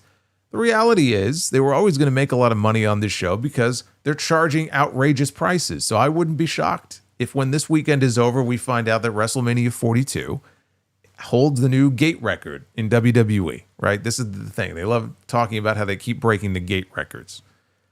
Gate record is very different than the attendance record. You know, the reality is they didn't sell as many tickets. 50,000 is still very impressive. They would have sold more than 50,000, you know, were it not for their own greed. And so 50,000 people instead of 60,000 people. So that's what they announced. But then we had a big surprise because we heard Bianca Belair's music. And she comes out. This was totally unexpected here, at least on night one. If you heard my predictions, I had factored her into my predictions for night two. And I'm like, no, what is she doing here on night one? But I'm like, oh, this is great. And she comes out and she's wearing this blue, it was like this fluffy, feathery blue outfit that had like a little jacket on. She was all covered up, which I thought was very weird. And she makes her way down the ramp and into the ring. And she said that she was very happy to be back and see all the fans. And she had a big announcement to make here at WrestleMania. So she removed her jacket and she showed what looked like a little baby bump, right? It wasn't anything huge, but you could tell, like you could kind of see it. And Cena made the announcement that, well, I guess we have to update the attendance then from 50,816 to 50,817. Well, believe me, TKO will make sure that you count that child as part of the attendance. So it was a nice moment there. You know, I don't know that she obviously didn't announce this publicly. I don't know how far along she is. Doesn't look like she's that far along, but what a time, I guess, to make that announcement public right in front of 50,000 people at WrestleMania. So it was a nice moment and I'm happy for her and I'm happy for, you know, Montez Ford. It's funny, you know, I was thinking with all this time that she missed, I was thinking about that. Like, there are some women on this roster who have been around for a while and, you know, they're getting older and it's different when you're a woman as compared to a man, right? If you want to start a family, if you haven't had children yet, you want to have a kid, but you have this career and you're wrestling. So what you do for a living, right? It doesn't really lend itself. You can't, if you want to have children, that's great, but you can't have you can't be pregnant and do your job at the same time, right? Obviously. So you have to make a decision, like what's more important to you? Do you want to just continue your career and keep making money? Or do you want to start a family? I think I've heard Charlotte Flair talk about this in interviews too. And I know she just celebrated her 40th birthday.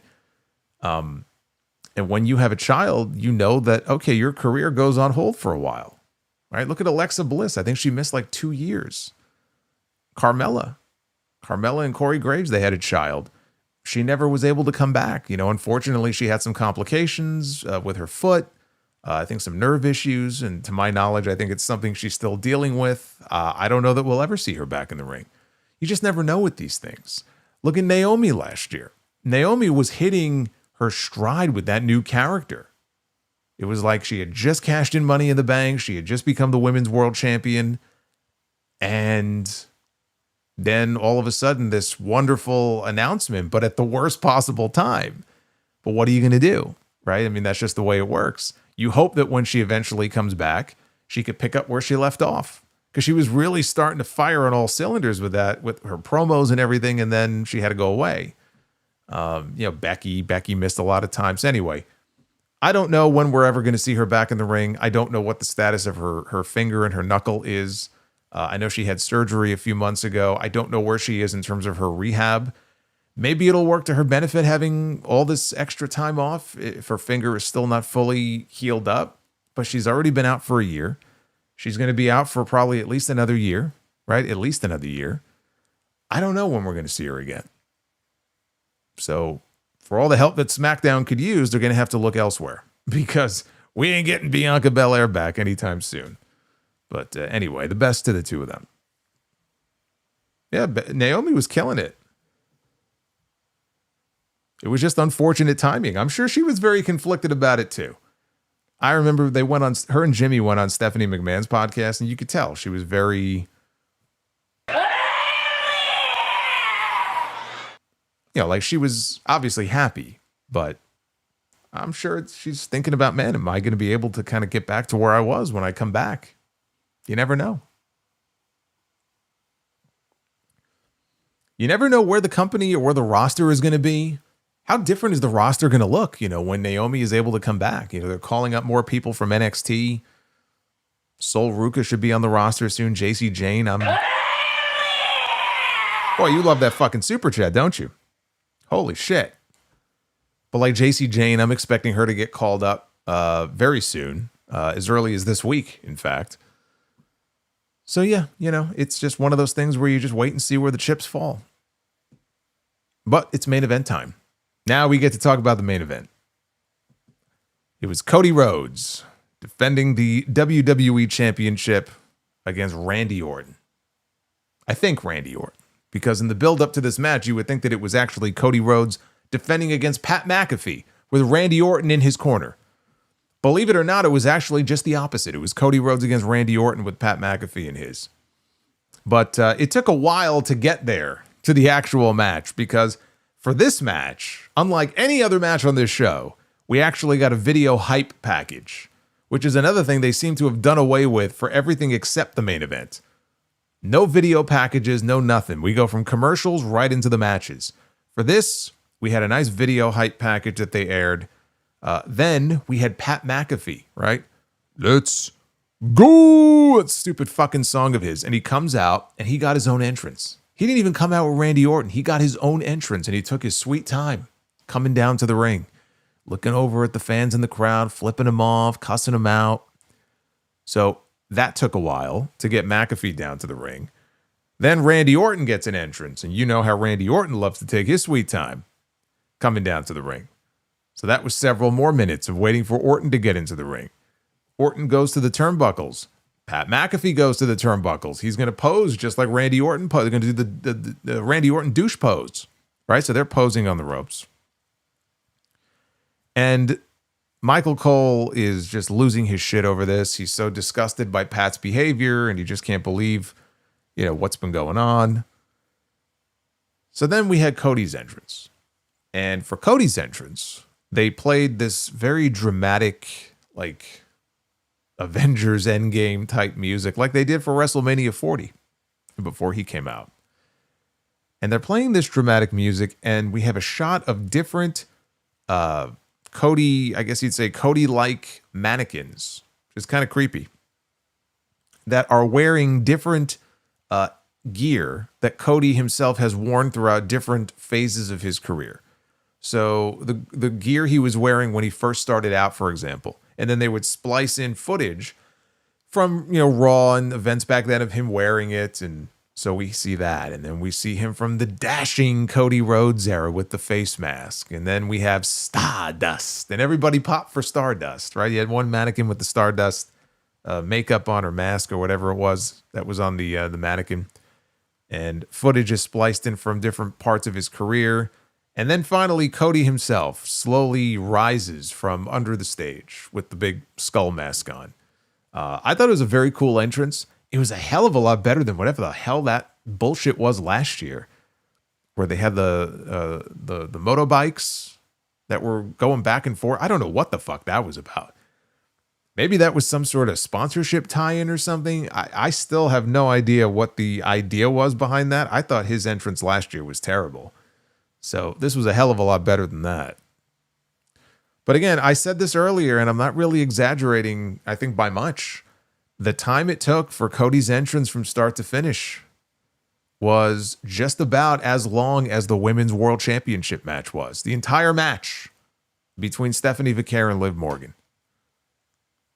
Inexcusable. Inexcusable. So Alicia Taylor is in the ring. She's going to do the ring intros. McAfee is in the ring with Randy Orton, by the way. He snatches the microphone away from her because he's going to do the intro for Randy Orton. Like he's fucking Paul Heyman out here. So he introduces Randy Orton, and then Alicia does the intro for Cody Rhodes. And we're finally going to get the show on the road here, because it's been a while since we've had some actual wrestling on this show. I'm like, boy, this has taken forever, but finally we're about to get underway here. But no, Pat McAfee is still there, and he takes the microphone back again before the match is about to start. And then he blasts Cody in the head with the microphone. So now Randy Orton is attacking Cody, he's stomping on Cody, and McAfee is in the ring directing traffic throughout this entire thing. The match hasn't officially started yet, I don't think. But like, we're at the beginning of this here, and already McAfee is getting involved. And I'm watching this and I'm like, what are we doing here? So as this is all going on, Orton picks up Cody and he's holding him. So McAfee can come in and deliver a kick, I guess, or do something. Cody kicks McAfee instead, and McAfee takes this big, exaggerated bump backwards, and he kind of flips over. And Cody grabs McAfee. He gets Orton out of the way, and he grabs McAfee, and he's going to give him Crossroads. And he drops him. He delivers Crossroads to Pat McAfee. And McAfee rolls out of the ring, so Cody follows him outside, and he gets him on top of the announce desk. Okay, so McAfee's on top of the desk. All of a sudden, the camera pans over, and we see Jelly Roll.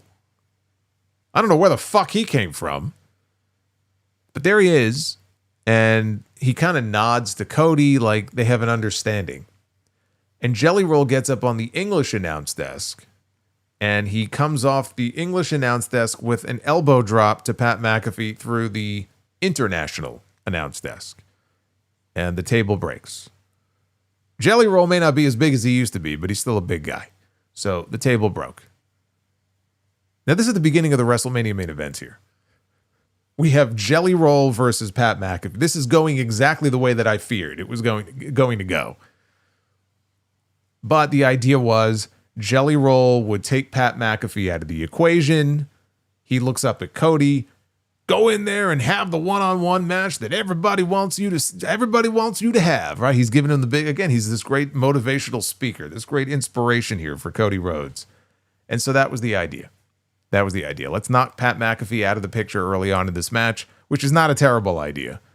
But all of this is taking up so much time, and now they're showing us a gazillion replays of what we just saw so they could wheel a stretcher down to the ring. Pat McAfee does a stretcher job. They now have to load him onto the stretcher and then wheel him the fuck out of here. So now this is just taking even longer. And as they're wheeling him out, I think he flipped the crowd off or gave him a thumbs up. I think he flipped him off as they're wheeling him out of there. So the show just came to a fucking grinding halt here throughout all of this stuff. I don't know where Randy Orton disappeared to. He was outside somewhere, but I couldn't even see where he was. But just completely ridiculous here. And so the bell finally rings, 9:29 p.m. I wish I had marked down when they initially came out, but about 9:30, the match officially begins. And I'm like, wow, holy shit, we're actually getting a wrestling match here. They interrupted our commercials with a wrestling match. This should be good.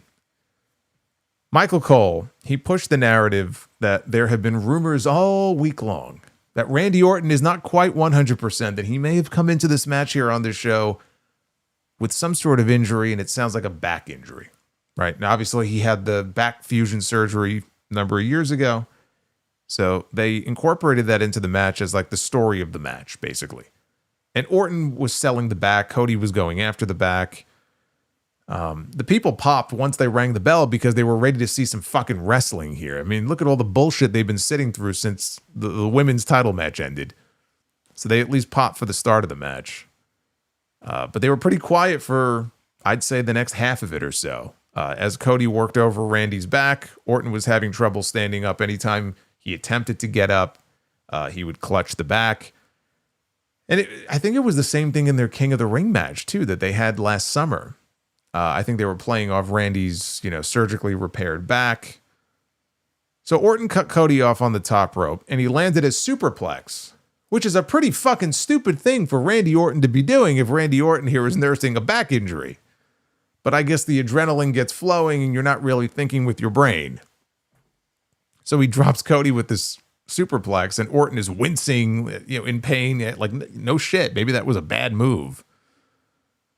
Not very smart strategy, but he hits the snap power slam.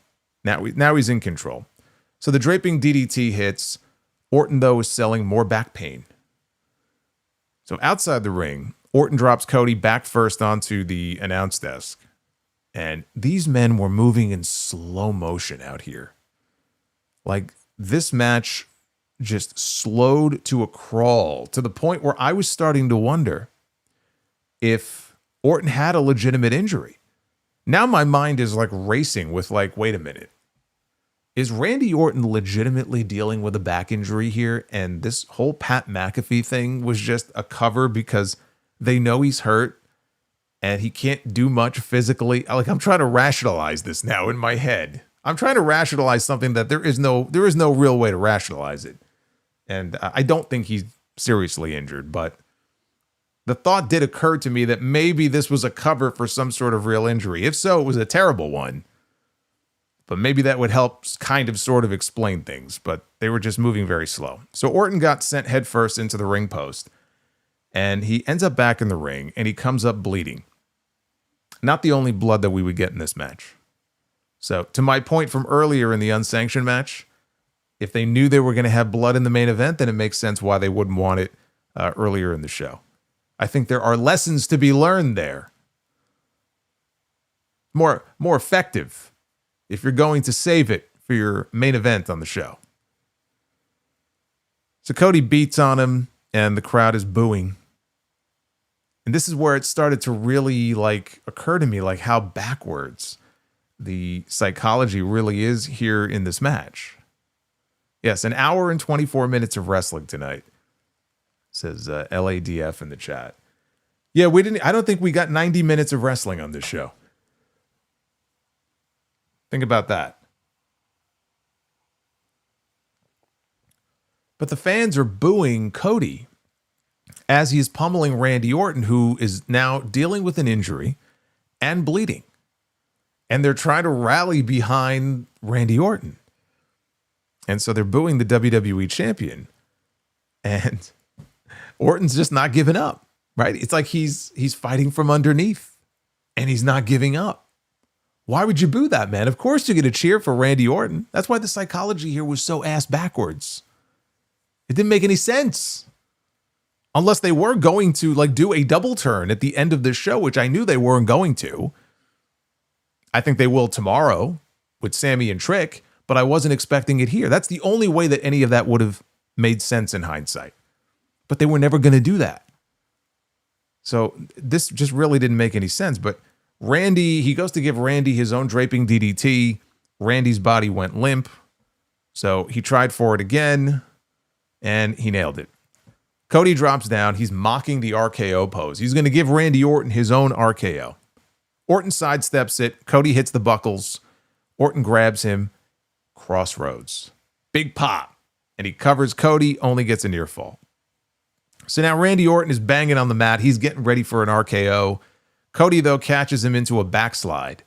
Can you imagine if they ended WrestleMania with a backslide? Oh, my goodness. I'm not sure if that would have made things better or worse than what they ended up doing. It wouldn't have been good, though. Thankfully, it didn't end there. So, Orton at this point is caught with his own RKO by Cody Rhodes. And Cody covers him. Randy kicks out.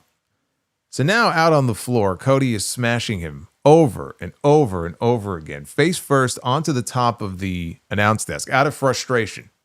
Again, coming off very heelish is Cody. And he slams Orton on top of the desk, and then he deposits him back into the ring. Cody looks like he was setting up for a crossroads. It looked like he was starting to embrace the hate, like he was starting to embrace the boos a little bit. But Orton reached back, and he dropped him with an RKO. And again, only for a near fall. Very close one, but near fall only. So they exchanged punches until Cody poked Orton in the eyes. Again, very heelish here. Even though Hogan worked his entire career doing nothing but fucking back rakes and eye gouges. So Cody pokes him in the eye and gets booed. Orton couldn't see. And he reaches back and he grabs someone who he thinks is Cody, but it's actually the referee. And he drops the referee with an RKO. Well, now we have no referee. Now you know fuckery is coming because we got the obligatory ref bump. So Orton now goes for a punt kick and Cody stops him. He blocks it and he kicks Orton low. And now I'm looking at this and I'm going, okay, this is a man who learned from his mistake. He gave John Cena 1 year ago the benefit of the doubt. And what happened? It cost him the WWE Championship. And so now he's not going to hesitate. He didn't really do anything. It's not like this was a turn. I mean, he was just giving it back to Orton, what Orton was about to do to him. So he kicks him low. Fans didn't like that.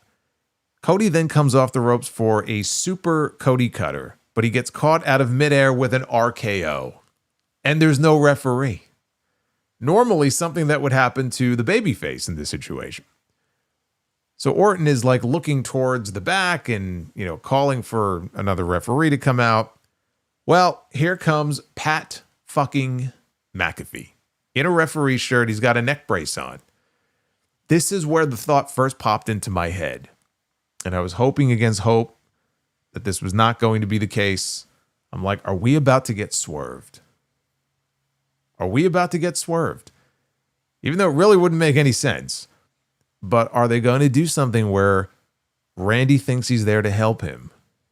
And in actuality, Pat is going to kick Randy low. And we get the big reveal that it was McAfee and Cody this entire... Again, it sounds so ridiculous, but this is WWE. And I'm looking at him running down to the ring. And I'm just thinking, okay, something's about to go down here. But he gets into the ring and he's going to make the count. And he counts 1. And he counts 2. He's counting very slowly to give Cody the opportunity to get a shoulder up. And Cody kicks out. I'm not sure, by the way, how any of this is legal.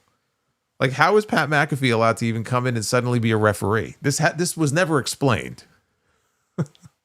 I don't think he was. I think people were counting along thinking that this was legitimate. But in actuality, I don't think this decision would have stood because... why would they allow such a thing? So now Orton's back up. McAfee is back up. And Randy Orton reaches back. He gives Pat McAfee an RKO. This, to me, like in all the scenarios that we've talked about coming into this WrestleMania show, is the one that was probably the best option in terms of trying to write this character and this whole story off. And I thought maybe that would happen if Orton won the title. He wins number 15. He got out of it what he wanted. Pat's celebrating with him. Yeah, man, we got the championship, right? And then he fucking drops him with an RKO. Now, that would have turned him into the biggest babyface on SmackDown, though, which is clearly something they don't want. But yet, they gave him the spot here where he dropped McAfee with an RKO, so of course everybody popped. But then as soon as Orton gets back up, Cody is there behind him, and he grabs him, and he delivers Crossroads. And then Cody covers him, and... Cody Rhodes gets the pin on Randy Orton, and Cody Rhodes retains the WWE Championship. I should also point out to you, by the way, that when Cody came back up, his head was bleeding, and I didn't see where the blood was coming from. It looked like it was coming from the top of his head, because by the end here, like he has the blonde hair, and it was almost all red from like the top of his head. So I didn't see how it happened. So he was bleeding. Orton was bleeding more than Orton there by the end. But Cody retains the championship, and Randy Orton, despite his big babyface moment there where he dropped Pat McAfee, ends up losing his bid to win number 15. But we were not done yet, because when the match was over and Cody Rhodes is celebrating with the WWE Championship, Randy Orton comes up, he snatches the title out of Cody's hand, and he blasts him in the head with it. And then, as Cody is on all fours, he's in perfect prime position here for Randy Orton to deliver something that we have not seen him do in a very long time. He delivered a punt kick to Cody Rhodes in front of the man's daughter who was in the front row. Now that's a heel move. Kicks Cody in the head. He picks up the WWE Championship and he poses with the title at his side over Cody's body as WrestleMania Night 1 goes off the air. So let's recap what we had here, because this just blew my mind. You align Pat McAfee with Randy Orton, in part because you want to try to get heat on Orton because the fans will not stop cheering Randy Orton. They're booing Cody, they're cheering Randy, so we'll put Pat with him because Pat is going to be the heel in this scenario. And Pat's very annoying, and that'll rub off on Randy Orton. And it did, a little bit, but not to the extent that I'm sure they were hoping. But you do this, and this is how you have set up this WrestleMania main event. First thing you do here at the beginning of this match is eliminate Pat McAfee from the equation with the help of Jelly Roll. Not even just Cody. Cody needs some help here. He can't do it by himself. We'll have Jelly Roll get some of that rub too. Rub some PB. You can't just have the J. You got to have the PB and J. And you take this man out at the beginning of the match. And from that point on now, Randy Orton is behind the 8 ball because Randy Orton has a back injury. Oh, shit. Now Randy Orton is bleeding. But he's the heel. Don't forget. Cody, meanwhile, is acting more heelish, finally, doing things that he should have done last year. Couldn't bring himself to do. And so he fucked himself out of a title. So he's poking him in the eye and he's being vicious out there, right? He's getting very frustrated that he can't put Randy Orton away. Randy Orton is fighting from behind like a fiery babyface would be doing. And then Randy Orton drops Pat McAfee, the biggest heel in the company over the last few weeks. Only for Cody to sneak up behind him and then drop him and beat him to retain the championship. And people cheered. I don't want to make it sound like when Cody won, everybody booed. Some people did. It was a mix. But there were a lot of people who were very unhappy about that. But then Randy Orton hits Cody in the head with the belt and Punk kicks him in the head to reestablish the fact that, no, you can't cheer this man. You need to boo this man. Because we're getting rid of Pat McAfee with any hope. We're getting rid of him. And now we're going to be able to tell the story we wanted to tell from day one. Had Ari Emanuel not wanted to sell 5,000 extra tickets to this fucking show. Now we can tell the story the way that we wanted to tell it. And Cody is going to be the babyface and Randy Orton is going to be the heel. That's what this feels like to me. It's a reset. Telling the story now, hopefully, the way that it should have been told starting 4 weeks ago. Because ever since they shot that angle where Randy Orton bloodied up Cody Rhodes, it was all downhill from there. As soon as we saw Randy Orton on the phone, that was the beginning of the end of this storyline. They introduced an element into this that it did not need. Now, this match that they had here was very slow and very boring for the first half of it. And it picked up more towards the end. We got some dramatic near falls, right? There were some fun spots there towards the end, RKO counters and crossroads. They were basically exchanging finishers here. And then they bring McAfee back out. They got the obligatory pop for dropping him, and that's fine. I wouldn't call this a great main event, right? I mean, it was trending towards, man, this is one of the more boring main events I've seen at WrestleMania. This was like John Cena, Cody Rhodes territory. Thankfully, by the end, this was not as bad as Cody Rhodes and John Cena last year. At the same time, this will not go down as one of the better WrestleMania main events we've seen in the last 5 or 10 years. Even with all the history between Cody and Randy and just the way they worked it, it was just after the show that we had gotten up until that point and all that downtime in between the matches, we really needed some action. And they decided, okay, we're going to really slow it down a lot and then build to some dramatic near falls at the very end. And that's fine, but it doesn't make for a very exciting match. I was bored for most of it. But if Pat McAfee is truly now out of the picture, and I know he's a heel, but he did make that promise that if Randy Orton doesn't win, you won't see me anymore. Clearly, Randy doesn't want to have anything to do with him, so that should be it. Goodbye. Now we can get back to actual storytelling here between these two men. And I would assume a rematch probably as early as Backlash, although they have Clash in Italy coming up at the end of May. Maybe they don't do it at Backlash, maybe they do it there.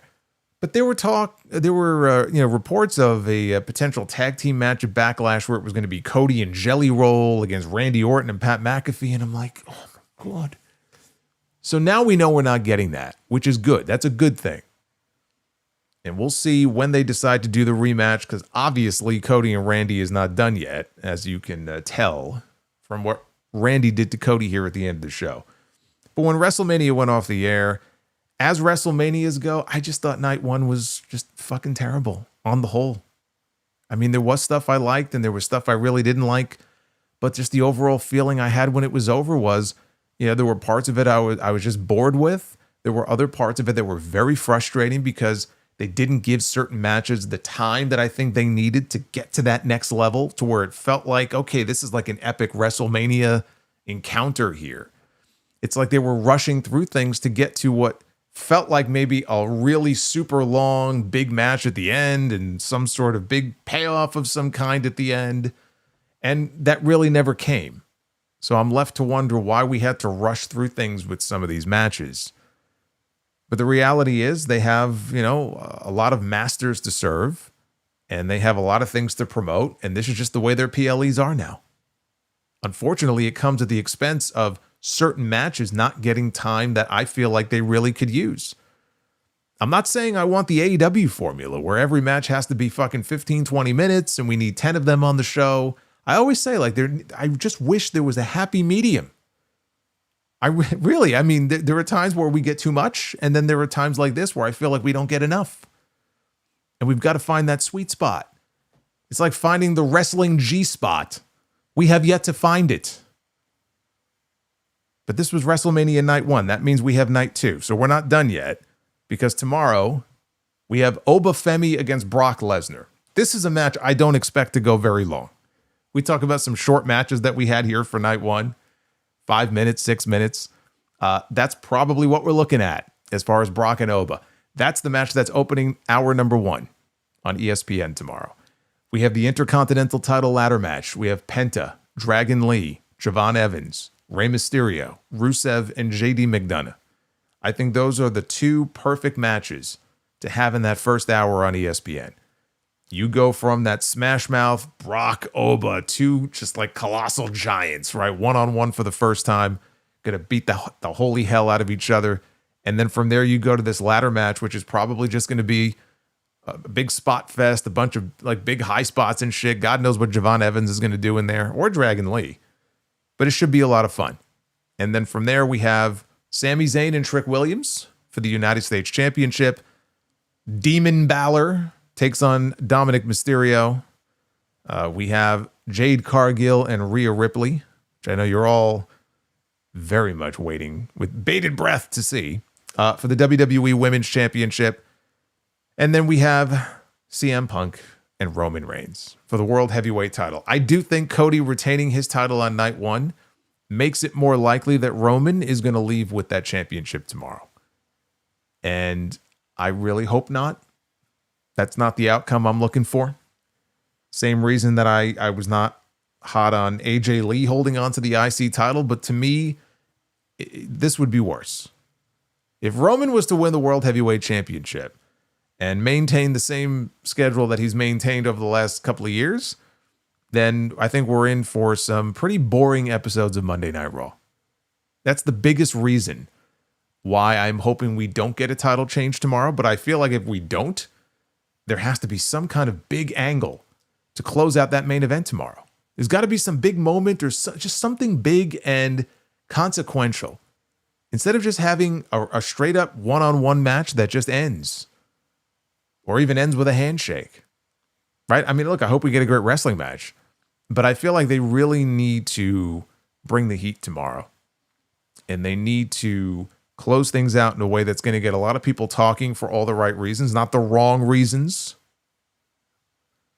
I don't know what that looks like. I don't know if we're looking at a Roman win and a Bloodline reunion. I don't know if we're looking at just Punk straight up beating Roman and Roman shaking hands with Punk. I can't even envision that. So I am very curious to see what sort of ending they have in mind for that match tomorrow. I said coming into this, night 2 really was the night that I was looking forward to the most. I think it's the stronger overall card, even if you just look at the first hour, quite frankly. So I'm looking forward to it, but man, this put a damper on things because this was just not a great show tonight. But the beautiful part about 2 nights is that you can make up for it 24 hours later and make people forget about everything that they saw. Because when the weekend is over, what people will be talking about is how it ends. They're not going to be talking about how it starts. they're going to be talking about how it ends. So, fingers crossed. We have 6 matches instead of 7. We'll probably get some comedy with John Cena and Danhausen tomorrow. There was a blimp flying over Allegiant Stadium, by the way. They had a Blimphausen with his face on it flying around inside the stadium. So we didn't get him on the show other than the blimp. I'm sure we'll get him tomorrow. Let's take a look at the Twitter poll. What did you think of WrestleMania 42 Night 1? Not good. 25% thumbs up. That's it. 75% thumbs down. That is an awful total. That is just a terrible tally for night 1 of WrestleMania. That's not what you want to see. But you can go vote at Solomonster. We'll get another poll up for night 2 when night 2 ends tomorrow. And then we can compare the two. See what people like more.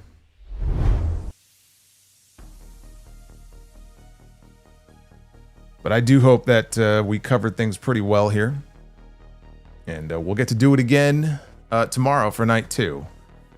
So hopefully you'll come on back. But I want to get through your comment. What did you think of night 1? Did you like it? Well, am I off the mark? Am I going crazy here?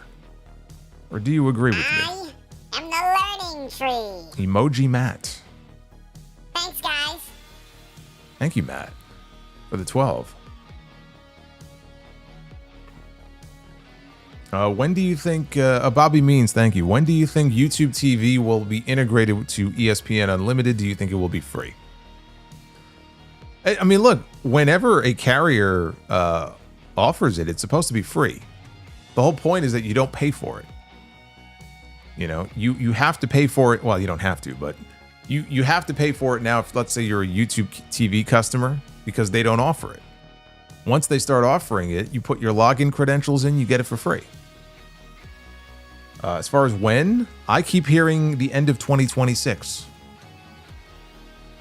It's going to be a while. That sucks. It sucks knowing that most other services already have it.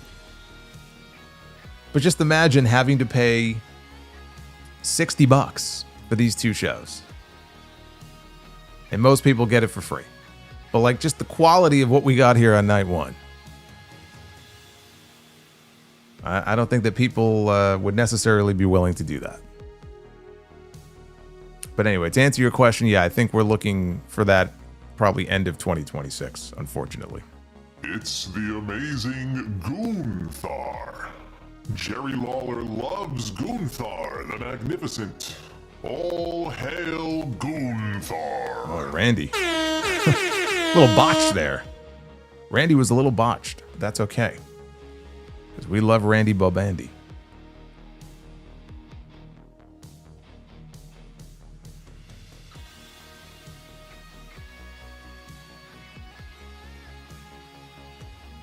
Drew McIncock says Jelly Roll has 2 officially licensed WWE Mattel action figures coming. I have jelly fatigue. Yeah, you know, they had a commercial or a plug, whatever it was, on the show tonight for those new, it's like the old LJNs. And it's weird. Michael Cole was doing the voiceover, and he was mentioning the 4 people he mentioned, King Kong Bundy, and I forgot the others, were not the ones that they showed on screen. They showed The Rock, and one of the ones they showed was Jelly Roll. Off is a direction you can fuck. Yeah. Yeah, that was my reaction too. I'm like, Jelly Roll? Ugh. Hey, JDFVA, thank you. Yeah, we talked about the Netflix stuff earlier. Hey, St. Clair, Michael Cole says Drew versus Jacob is unsanctioned and WWE is not held responsible. Also, Michael Cole, this match is sponsored by Chumba Casino. Yeah. Yeah. A little bit of a disconnect there, I would say. Hey, Misty Cat, thank you for becoming a Sound Off Superstar channel member. I appreciate that. Dry Chicken says, Alexa and Charlotte, the moth and the butterfly outfits were nice. If you clipped each of their wings off, they would be the one-winged angels. Cody Rhodes keeps getting hit in the balls so much he needs to watch out. Well, tonight he hit somebody else in the balls, so maybe he's finally learning. St. Clair says, how would DX be if HBK stayed until WrestleMania 15? Well, with Shawn Michaels in the group, they still would have been front and center. You know, would have been the top heel faction in the company. I don't think it would have hurt them. And I think the makeup of the group would have been exactly the same, just with Shawn added. You would have had the Outlaws in there, X-Pac. I mean, none of that changes.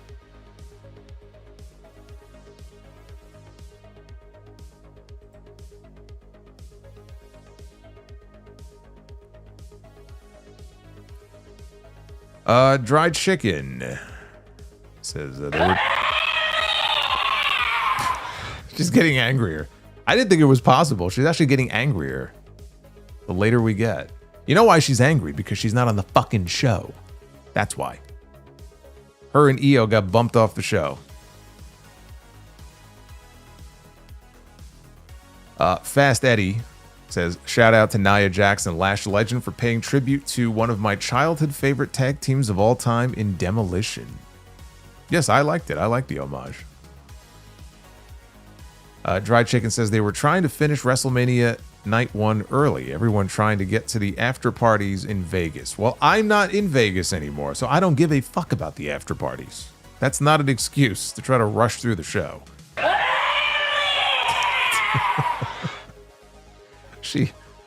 She is on the warpath, man. She thought she was going to have a singles match. She's very upset. Also, Pat McAfee is low-budget final boss Rock. You know what? It's not a bad point, actually. He does come off that way, right? He comes off as like Wish Rock. The Wish version of the final boss. Dorenzo. WWE complaining about not selling out and putting out this type of show feels like a major middle finger. TKO can go fuck themselves. Give me backshot Solomonster. Another year without Bianca. I'm sad. Congrats to her and Tez, though. Yes, congrats to them both.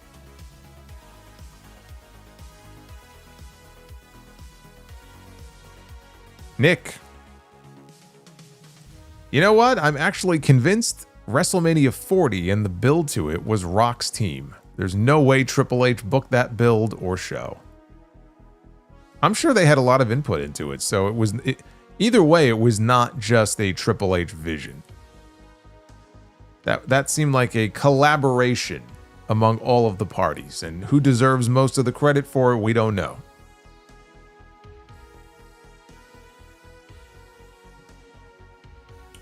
Aside from Gunther and Seth, this is underwhelming. Blood or no blood, Cody and Randy is weak. Yeah, I just thought it was a very dull match. It got a little bit better at the end, but it was just a very boring match. But Chicago for MBK, thank you. Johnny Burney, worst thing you can have in a main event is a quiet crowd for long stretches. That was the case a few times for Cody and Orton. Should have kept Pat out there. Including Pat in this in the first place is what got them in this situation to begin with. So, he shouldn't have been out there at all. The punt should have won the match. Come on now. Well, if they wanted to put the belt on Orton, then yes, he should have won with the punt. They didn't want the title on him. Aaron says, main event was so confusing. Who is the face and the heel now? I think Cody is supposed to be the babyface, but I can see how you would be confused if you watched that main event tonight, because it was a fucking mess. As the build to this match was. Nick Grasso, outside of Paige's return in the Rollins-Gunther match, this was wrestle bore. I don't know what they are doing with Orton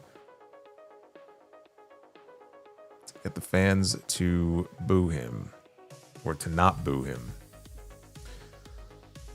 I mean, the only thing that you could have him do, honestly, is just, beat the hell out of somebody the fans really, really like. I almost think he should do something really heinous to Danhausen. Psycho Jet Black, it's still better than WrestleMania 32.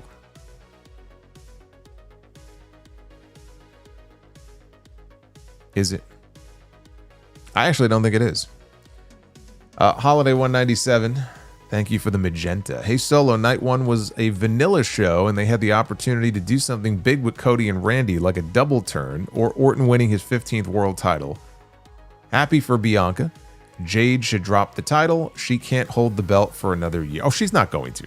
She's not going to hold the belt for another year. I do still think she's going to retain. But holding it for another year? No. There's no way. There's no way. DX Extreme, MWE. Make sure everyone votes for the super card. I don't know what that means. San Juan Wolf with a 1999. Overall, not a bad night. I was confused. Really? I was confused by the main event, though. I wasn't really sure who I was supposed to be cheering and booing. And with Randy RKOing Pat, I'm assuming that whole storyline is over. I mean, it has to be. He beat up Pat McAfee. That's it. He's done. I don't want to see Pat McAfee against Jelly Roll. Pat McAfee could go buy a jelly donut and he can go back to his studio. We do not need him on the show. Johnny Francesi. It sure feels like they book WrestleMania now with the same care that they would book any old B-level pay-per-view back in the day. Mostly forgettable stuff. Yeah, unfortunately. The Shaunathon. Am I the only one worried about Pat helping Roman to beat Punk tomorrow? Oh, you son of a bitch.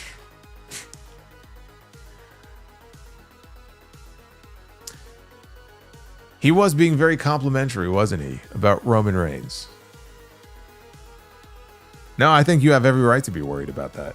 But see, again, he would be going back on what he promised, which he could do as a heel, but I think that would be very shitty.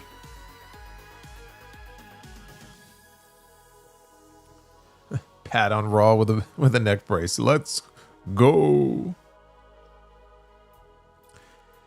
Omar with a 20. Haven't watched WWE for a while. This WrestleMania felt like watching a Hogan documentary with some ads, and once in a while a wrestling match would interrupt us.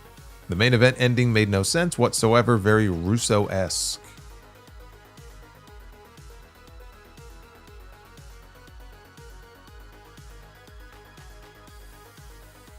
Hey Mike, thank you for the 10 spot. Activating Super Cena. The Working Man. Yeah, this is up there with some other trash mania, and hey, we have one more night of this slop. Hashtag Ruthless Depression. Yeah, you gotta save that for Friday.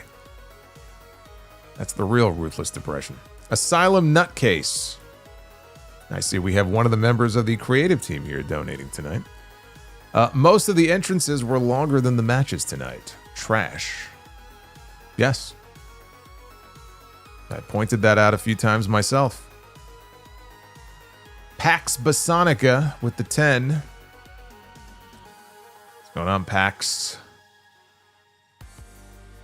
Reminded me of when Triple H retained at WrestleMania 2000 when we all thought The Rock would win, and they tried to make up for it, the disappointment by giving Stephanie a rock bottom.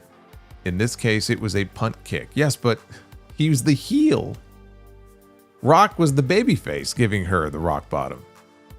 Randy Orton is supposed to be the heel. He's giving the babyface champion a punt kick. We're not supposed to cheer for that. Broly says 6 matches lasted 59 minutes in total, and main event segment and match was 51 minutes. What the fuck is this show anymore? Thank God Io and Asuka for missing the show. It's just terrible. Abyssal Zones, at least LA Knight's PLE losing streak is over. Yes, at least LA Knight had a good night.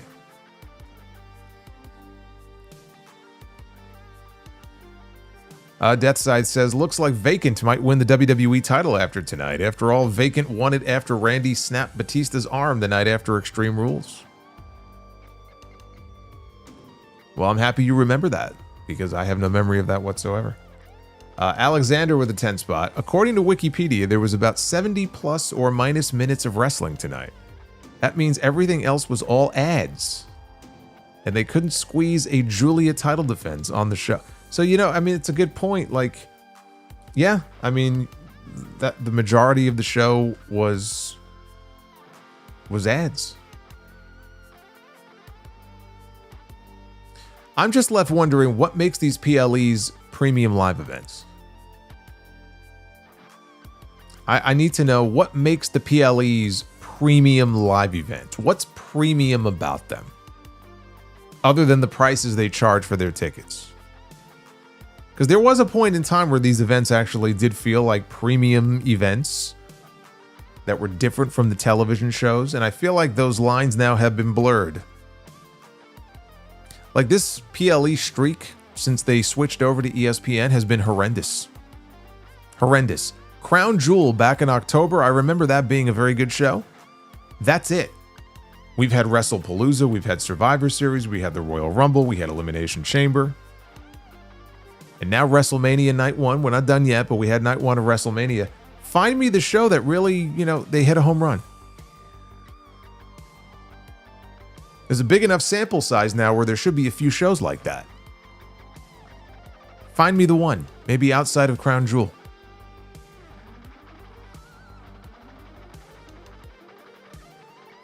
Yeah, $30 per month is the premium part of the PLE solo.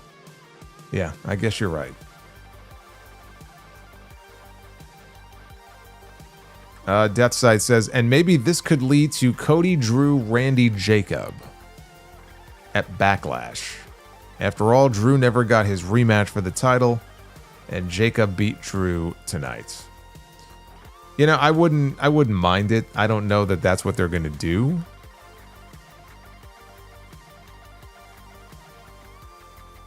I think it'd be a hell of a match. So I mean, I don't mind it if that ended up being the match. I just don't see that happening. We got Arnold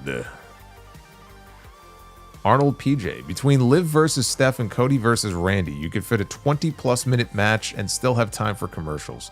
Oh, dude, I mean, if they wanted to add an extra match on this show, they absolutely could have. Whether, you know, EO against Asuka or something else. I mean, absolutely. Super Pony. I don't know how to feel. Definitely didn't feel like WrestleMania, but I don't know. I would say it was a bad show. Oh, you don't have to say it. I'll say it for you. 6 out of 10. Jacob, Drew, Seth, Gunther, Cody, Randy. 6 out of 10. Do you think the Pat stuff is done? I hope so. I think there is a possibility, though, that he could end up as a surprise helping Roman win the match tomorrow, which I just think would be so bad. Oh, God, it would be so bad. Can you imagine Pat McAfee as his new wise man? Good grief. Ragnarok, my guess is they wanted to apologize to the fans and just restart the Cody and Randy feud without TKO influence. At least we have Oba versus Brock. Maybe.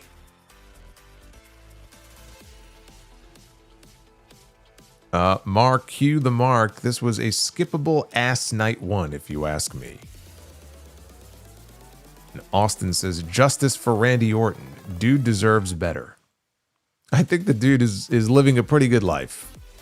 He's making bank. He's got a beautiful family. A mostly part-time schedule. He was in the main event of WrestleMania. I wouldn't cry for Randy Orton. Power Spying Games WrestleMania Night 1 was depressing.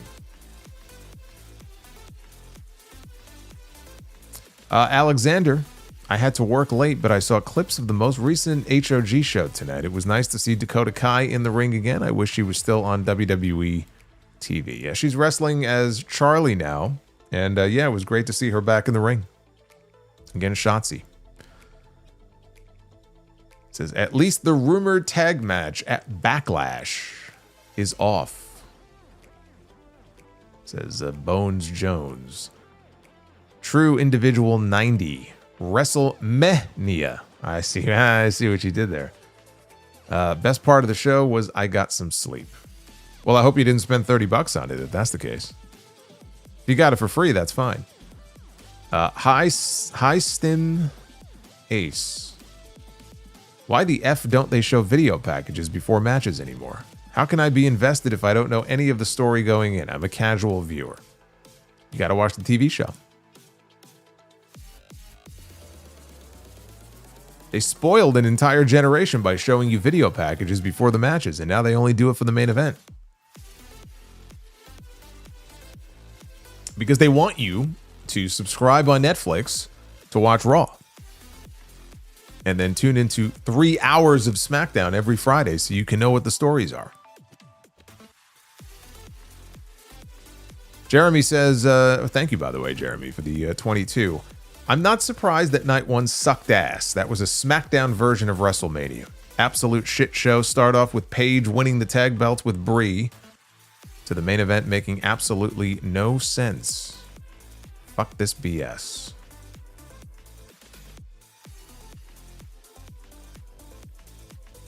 Andre Jefferson with a 10. Well, night one was night one.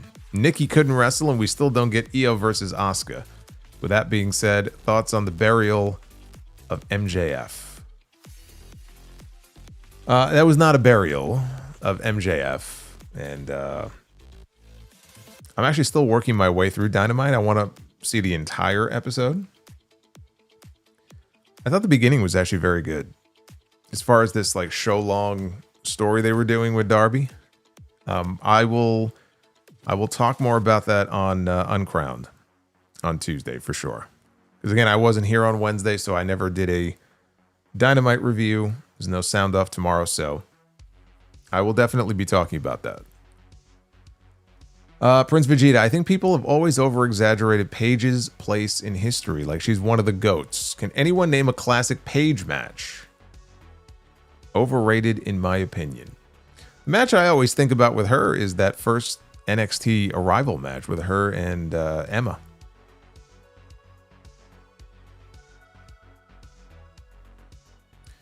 Fabian Garcia, 1 hour and 25 minutes. Oh, wow, he's really gotten it down to the second tier. 1 hour, 25 minutes, and 50 seconds of wrestling on this show. Not even 90 minutes.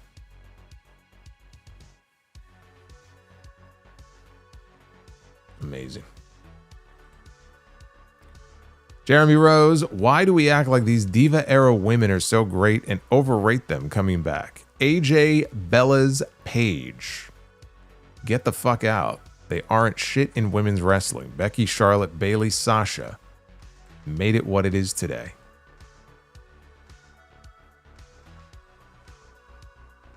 Sounds like you're setting up a potential War Games match here. Just without Sasha.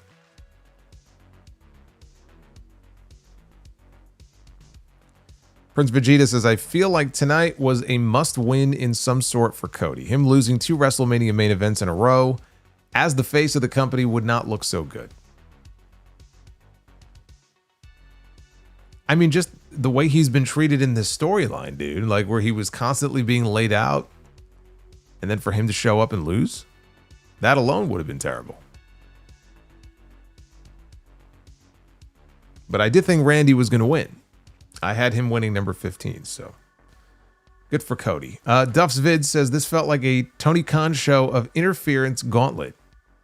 Liv versus Stephanie was too short but good, and the attendance number is bullshit. Probably. They always exaggerate their numbers. Sometimes they exaggerate a little bit. In the past, they've exaggerated by a lot. I don't think they exaggerated by like 10,000 or anything like that, but yeah, I don't buy the number either. Misfit Wrestling Podcast, Drew and Fatu and Rollins Gunther saved the night. Take those matches away, and this show sucked. Holiday with a 20. Australian. What if they had a heel cash in Money in the Bank during the Cody and Roman match at WrestleMania 40 and ruin Cody's moment, leading to a personal feud? Think of the heel heat, and fans would have rallied more for Cody. Dominic would be the top choice. That would be an awful... I cannot articulate to you how awful that idea would be. The whole reason that Cody didn't win the belt at 39 is this idea that, well, he needed to, endure some more, struggle in his story before he wins the championship. So you wait a year, you beat him again. To do what? To wait another year? Like, at some point, you have to stop blue balling the crowd and actually give the people a happy moment. See what I'm saying? I get what you're saying about, oh man, the heat, but like, no. In that spot, on that WrestleMania, that would have been the worst thing you could do. Definitely don't do that.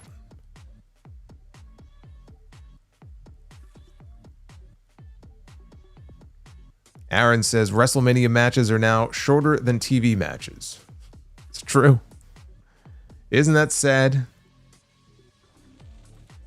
He also says there were 90 minutes of wrestling out of 4 hours. Not even, dude. Not even a full 90. Devin from NJ says, are 2-night WrestleManias a product of COVID, or was the direction to always make WrestleMania 2 nights? I think it was... I'm trying to think when the decision was made. When was that first decision made? It might have been a COVID thing. I think it was. I think it stemmed from COVID primarily. But I feel like with TKO and the new management, it would have trended that way anyway. Well, instead of selling 60,000 tickets in one night, let's try to sell 110,000 tickets over 2 nights. It just seems like a natural outgrowth of their business, you know, increasing when the bloodline started to get hot. I think it was something they were going to have to do regardless, because those WrestleMania shows, they were too long. It's one of the reasons that I stopped going. I couldn't take it anymore. Sitting there for 7.5 hours. All the downtime in between the matches, it's fucking boring.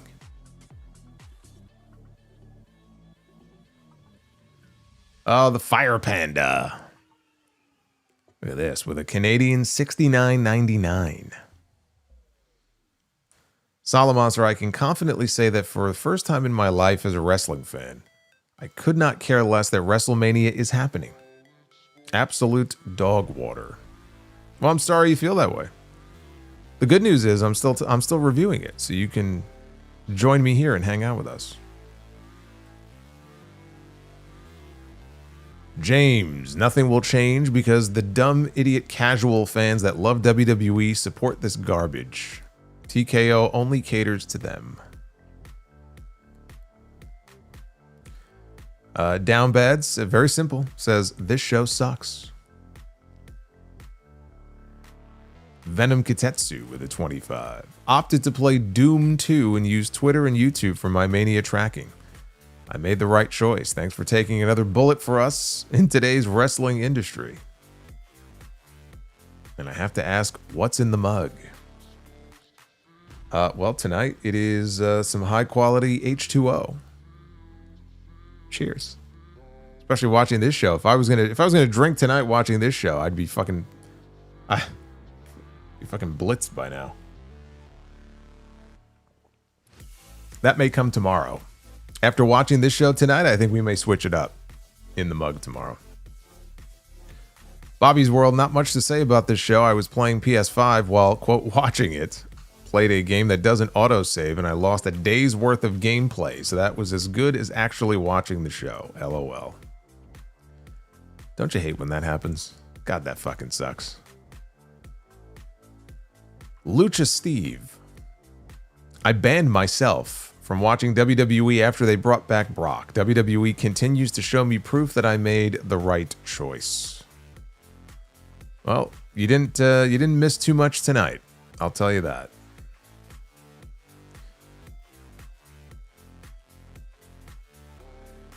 Clay V Man. Well, I very much enjoyed my night tonight. WrestleMania, I was playing Resident Evil. Michaela says, my boyfriend, who doesn't watch wrestling and only watches PLEs with me, said, even the green shirt guy looks bored tonight. Tonight was rough. Hopefully tomorrow is better. Yeah, green shirt guy was there. In his spot right there in the front row. Thank you, Michaela. You got to mention green shirt guy. Well, we got a lot of gamers in here, I could tell. WrestleMania is not going too well, man. You just fire up the PS5. Or the Switch. Fried Chicken says, imagine Gordon Ramsay from Hell's Kitchen being okay with the cooks sending out cold dishes without checking them. That's WrestleMania 42, Night 1. Or there's like a pubic hair in the food. I'm just, you know, I mean, that'd be pretty terrible. Duff's Vid says, Commercial Mania, Night 1. PGH Chris TV. Hopefully Night 2 is a lot better. Good review. Thank you, Chris. Fried Chicken says, the psychology for the Night 1 main event was sad. It was like a creative funeral.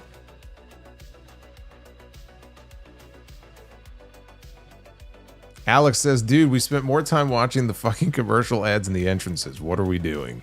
We're watching commercials and entrances. That's what we're doing. It's the aura. It's all about aura.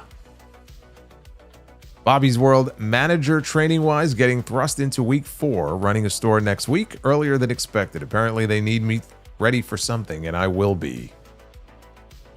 They didn't tell you what they need you for, huh? That'd make me a little worried. Well, good luck with that. Kate Love, just showing some love. $20. Thank you, Kate. I hope you enjoyed the review. Nico Samuel with the 5. Also, no message, just showing some love. I love it. Thank you, Nico. We've got Ron Talks Tabletop with a 10. I get wanting to advertise to make money, but we had about a third of the show time dedicated to actual wrestling. On the What Are We Doing? I think his super chat got melded together with something got corrupted in the middle of this sentence here. What are we doing? To answer your question, I don't know what we're doing. I don't think they know what they're doing.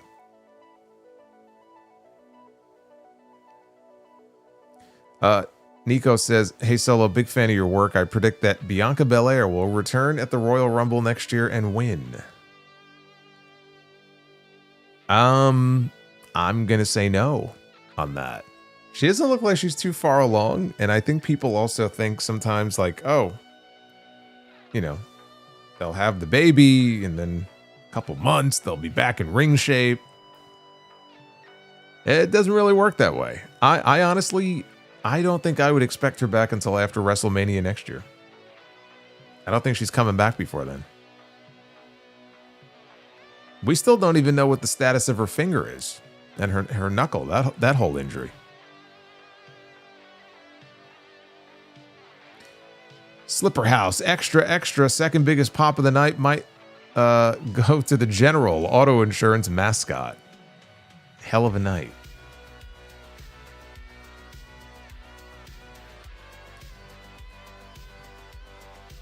Aaron says, do you think things will ever change for better if tickets and ratings continue to fall, or will they just blame Triple H and continue to self-sabotage with prices and ads and celebrities and find new people to blame?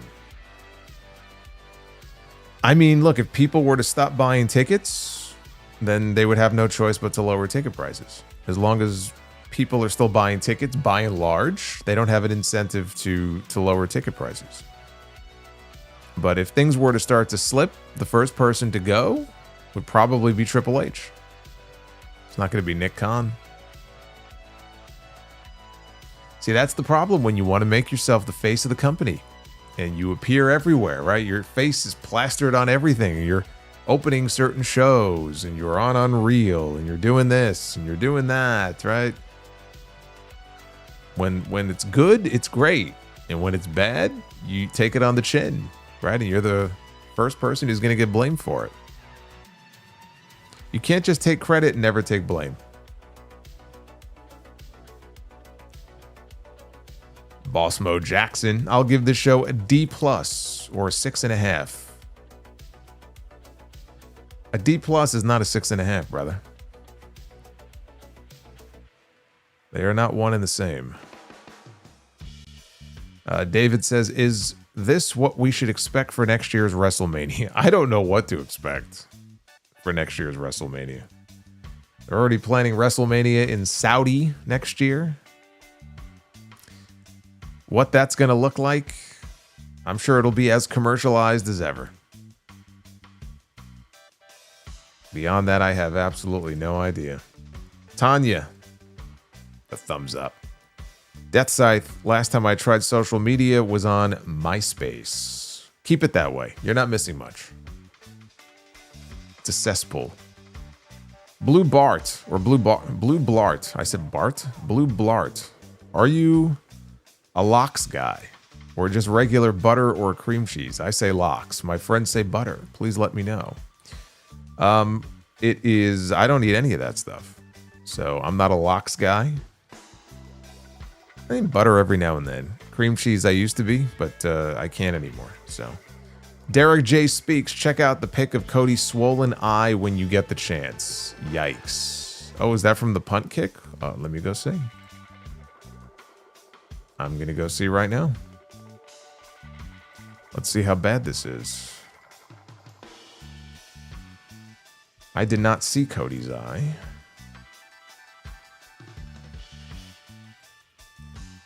Cody Rhodes' eye.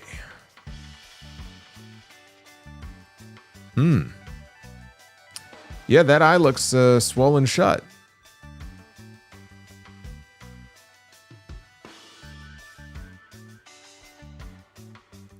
You know what I just realized though? Like, here's another thing I'm looking at here of Jackie Redmond. This is obviously from the post show, and Jackie Redmond is on the stage, and here comes Cody walking behind her.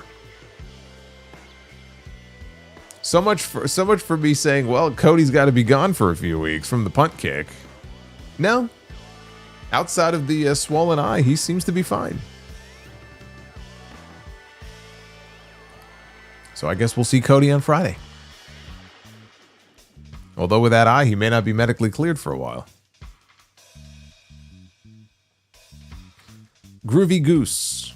No kendo sticks since they didn't have enough time to wrap it like a Slim Jim. Thanks for the stream. WrestleMania more like WrestleMedia. Blank from FF. Welcome to WrestleMania Celebrity Fantasy Camp. That's exactly what it is. It's fantasy camp. I said anybody with a big enough following that they could kind of mooch off of, you're welcome to come in and play pro wrestler for a day or a week or a month. We are in the fantasy camp era of WWE. Nash DTV missed Mania because I had to work. I heard it wasn't good except Seth and Gunther. Maybe tomorrow night will be better. I mean, it's hard to imagine it could be worse. I expect night 2 to be better than night 1. Nico Samuel with a 20 says, hey Solo, I just want to write thank you for watching wrestling, good and bad. I always look forward to your live streams, podcasts, etc. while at work. I'll be tuned in tomorrow night to watch your live stream for night 2. That's what I love to hear. I'm going to be here. As long as it takes, probably another 3 hours. We're about to hit 3 hours here in a little bit. Sean Francis, Solo, you the man. Thanks for the shows. You rockin'. Thank you, Sean. I'm glad you're enjoying it. Well, now, 1, 2, 3. Well, you already know what time it is after that show. Just so everyone knows, Stardom's WrestleMania equivalent, All-Star Grand Queendom, is next week. LOL. Love you, Solo. Hope tomorrow is better. I do too. I want the shows to be as good as they can possibly be. The name WrestleMania used to mean something. Unfortunately, AJ Styles was right when he said that WrestleMania doesn't really, and he may have meant it in a different way, but it was more true than he thought. That WrestleMania just isn't as special as it used to be. And it should be. It shouldn't just feel like any other show, which is what tonight felt like. Brian Holiday says, first WrestleMania I've seen in about 8 years, but I enjoyed it. I don't know. I've been removed for so long. Maybe I'm not the right person to ask. Brother, you have no idea. I'm glad you enjoyed it. I do feel like if you just didn't give a shit and didn't really pay attention to the week-to-week television, and you tuned in for a WrestleMania or a PLE every now and then, you would probably, I don't know that you would love it, but you would probably enjoy it more. It's the people who care enough to actually follow this shit and watch it week to week and try to pay attention to the stories and the characters and what's going on. You know, those are the people that oftentimes are most tortured. I think there is something to that. Alexander says, in hindsight, we do have to thank Saraya. If she didn't form the Outcasts with Ruby and Tony, there's a possibility that Tony doesn't become timeless. That's true. That's a good point. J.R. Vaquer. 40-ish minutes passed between Vaquer and Liv to Orton and Cody. But we couldn't give the women more time or put Io and Asuka on the card. Sad. Just ads. Death Scythe. What would a Sheamus versus Obafemi match look like? I think it would look awesome. That's what I think. It would look like brutality. A lot of hard-hitting chops, forearms. I can't wait to see that match. I'm still waiting for Sheamus to come back. Paul Van Summer, and I thought they were going to double turn Cody and Randy because of the psychology during the match, so I was confused by the punt and the belt shot. They were never turning Cody.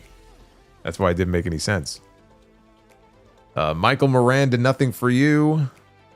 Appreciate the content. You all be safe out there. Thank you for the 10 spot, Michael. Jared says, if you were watching on Netflix, Hulk Hogan ads had more cumulative on-screen time than all 3 women's matches combined. He still won't do the job, brother. He still has creative control, dude. Even in death. Matt Fisher, thank you for the 12. It's the learning tree. And then also Shamrock, 2027 Hall of Fame. I'll throw Rick Martel on that list. You got Mega X Zero Forever. Do you think Cody and Randy should have had a double turn? For a bit, I had a thought, and then Pat came back. No, because they don't have anybody to replace Cody at the moment. Cody is still the guy. The timing for a double turn would not have been right. Nick Grasso, Nikki Bella said she sprained, broke, and tore her ankle and got surgery, so she's probably going to be out longer than she sprained, broke, and tore. How did we go from a bad sprain and she was hoping to be back in time for WrestleMania to basically she did everything possible to her ankle? She sprained it, she broke it, she tore it, she burned it, she dropped an anvil on it. Holy shit. Well, I guess Paige is going to be a tag team champion for a while. I assume this is something she revealed on the post show. Phil says, I can't believe WWE gave Stephanie and Liv a 6-minute and 50-second match. After months of attacking and going back and forward, what a waste. Randy Bobandy with a $50 Gunther bomb. Was watching 04 to 05 SmackDown. I liked how in the ring introduction, Chimmel mentioned if someone was a former WWE champion. Would you like to see that today to make a wrestler more credible for holding the most important belt in the company? Sure. I mean, a lot of ring intros today, they don't even mention the person's weight. So, yeah, I mean, the more info you give, I think that's good. Drew McIncock, I got my wisdom teeth removed today. Thanks, Danhausen. And that was still not as bad as tonight. Looking forward to Obafemi versus Pork Lesnar tomorrow.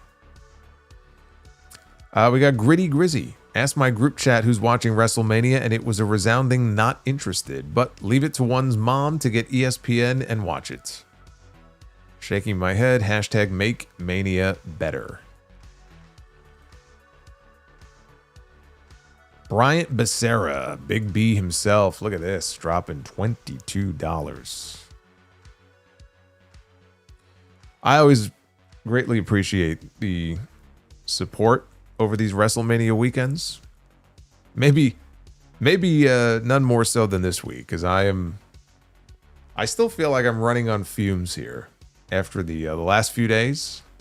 Went to Vegas on Wednesday, had the big HOG show on Thursday, flew back on Friday. It's been a busy week, but you guys have made it a good one. Mike with a couple of super chats. Tonight felt like a bad Raw episode. Liv versus Stephanie was the most disappointing match of the night. Did absolutely nothing for me. I guess I expected more from both of them. And I'm thinking Liv and Dom against Finn and Stephanie at Backlash in a mixed tag. I could see that. I could definitely see that.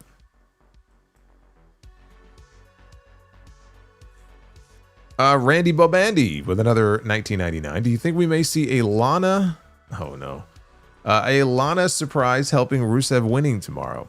Maybe jumping over the barrier, pushing the ladder over while someone is trying to grab the belt. Then Rusev grabs a ladder, climbs up, and wins. No. No, we don't need Lana back. And Rusev was so dominant on Monday, laying everybody out. Like, there's no way he's winning tomorrow. To me, he's the one who has the least chance of winning. Fabian Garcia, most likely AEW does MSG or a football stadium. Oh, well, which is more likely? I would say, I just know the relationship with WWE and Madison Square Garden. Although they did do that one Ring of Honor New Japan Supercard in 2019. I was there. I was at that show. That was the same night that they had the Hall of Fame, and that idiot ran up into the ring to attack Bret Hart during the Hall of Fame ceremony. Which is more likely? I would say Madison Square Garden over a football stadium. I assume you mean football stadium here in the U.S.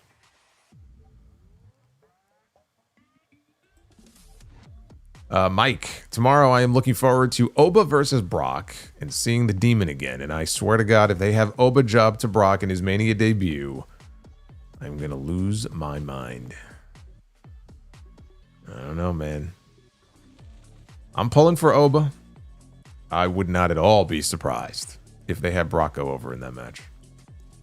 Lakers Pat, Speed, McAfee, Jelly Roll in the G1. Oh, yeah. Jelly Roll in the G1. Wouldn't that be something? Jelly Roll against Toriano in the G1.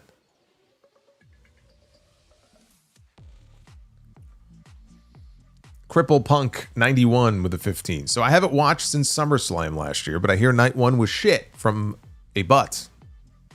As opposed to where else would it come from? I honestly want WWE to be good for everyone, but right now the product is just shit from a butt. Thank you, Cripple Punk. Ashley with $1.99. Thank you. We got Medi. Was at Mania. Stage was ass. Entrances way too long. See, and that's from someone who was there. At Allegiant Stadium. Boots with a 10. Becky Lynch having her self-portrait on the ringside barricade during her match was cool, even though they misspelled her name with Wendy's. What? Are you talking about the Wendy's logo looking like Becky Lynch? Randall the Sandal Vandal. My 19-year-old dog walks faster than Randy Orton. Dallas with a 20. says, just got home from WrestleMania. It felt like I watched more ads than wrestling. Yeah, you know, as bad as it was, like the home viewing experience, just think about like being in the stadium and having to sit through all those freaking ads. My God. It says Gunther versus Seth was great. Fatu against Drew was good. I'm happy Becky won the belt, but the rest of the card was a mess. The main event felt AI generated.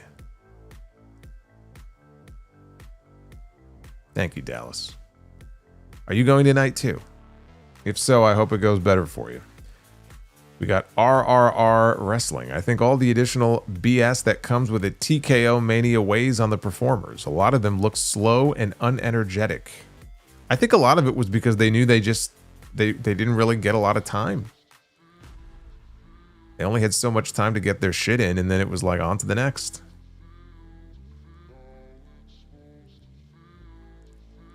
Mike says, the way they worked that match, I'm very confused what this match leads to. Maybe Randy gets number 15 at SummerSlam.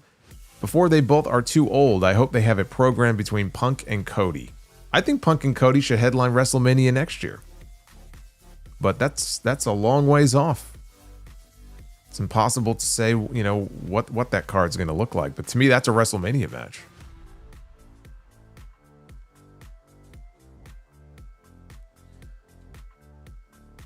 St. James says Bailey got screwed because they brought back Paige, of who I don't care for at all. Seth popped those contacts out in 2 seconds flat. That's real skill. Dude, if you gave me 2 minutes, I couldn't do it. He did it like I just looked at he was walking up the steps and they were out of his eyes. I was amazed. Mike says, the WWE TKO greed has ruined WrestleMania for me. Tonight didn't even feel like Mania. Very sad what that company has become. I think Jimmy and Jay turn on Roman, giving Punk the win. I do feel like the Usos will have some involvement in that match.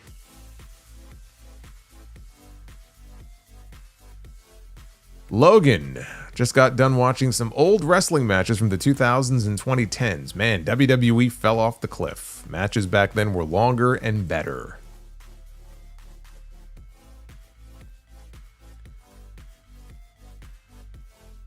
Crypto and Poker, I'm in Vegas. Too drunk, but thumbs up Cody Solo.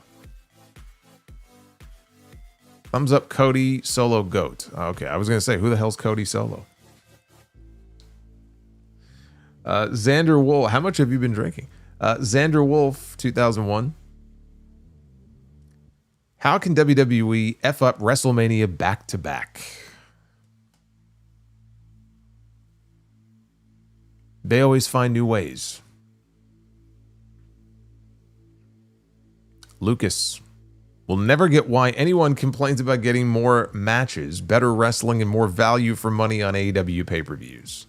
Especially after, because they're too fucking long, dude. They have great wrestling on those shows. There is a limit. There is a limit. To me, the worst spot that you could possibly, if you're a performer, the worst spot that you can be in on one of those AEW pay-per-views is in the main event.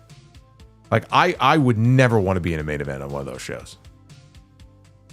Like, it's to me, it's so unfair to them to just let everybody go out there and do whatever the fuck they want. And like in the opening match, the second from the top, like they're working near falls in the match like it's the main event of the fucking Tokyo Dome. It's too much. There is such a thing as too much. I know they're trying to give you as much value as they can for the 40 or 50 or whatever it is that you're spending your money on there, but it's too much. And if they want to do these, it really doesn't matter to me, Saturday or Sunday. Starting them a few hours earlier, like tonight, the show is 6 o'clock. Even 6 o'clock. It doesn't even have to be 3 o'clock in the afternoon like it will be for Wembley. Would make a huge difference. I feel like even if I was not a content creator who immediately went live after and had to do a full review when the show first ends, if I was just watching it as a fan, I'd feel the same way. You just get to a point in that show where you just get fatigued. No matter how great the wrestling is, dude, it doesn't matter.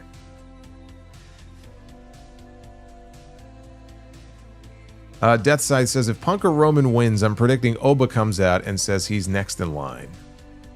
I think, if anything, that would happen on Raw. I don't think that would happen at WrestleMania. Death Scythe, thank you again. Metal Ghost Zero. I watched this year in Spanish. At one point, they begged for Stone Cold to give Pat a stunner. Hope Night 2 is better. Let's go, Oba. What do you think? Over, under, do we see Stone Cold Steve Austin on Night 2? We know he's in town. Does he show up on Night 2? Does he mow somebody down again with his ATV? Prince Vegeta, they probably called an audible on this whole McAfee angle after seeing him walk out looking like a Chili's waiter in the main event of WrestleMania. Dude, he had no business being out there in the main event of WrestleMania. And if the story is true, I think it came from Meltzer, but if the story is true that McAfee initially said no and turned down the offer to do this angle, I think he feels the same way. Like, he had no business being a part of this at all. I don't care how entertaining you think he may be or how he gets it or how good he may or may not be in a particular role. He shouldn't have been out there to begin with.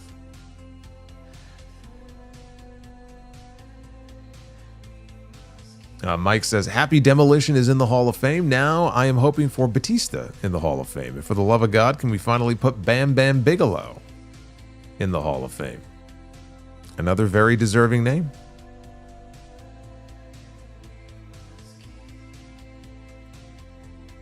Steve. My boy Steve. Steve Mello is with us. What's going on, Steve? Terrible build, terrible night one. I literally had it on in the background like I normally do with SmackDown these days. How the heck did we get here? I got 3 letters for you, Steve. They start with T and they end with O. OM Too Cool. Ric Flair called Randy Orton versus Cody Rhodes one of the greatest matches he's seen in the last few years. Someone get rid of his booze stock. Did he say that on the post show, or did he tweet that? He didn't say that. You're gonna make me look this up, aren't you? Did he tweet that?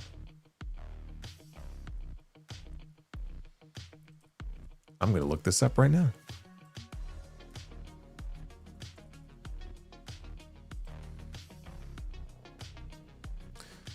Oh my God. All right, so he did tweet this.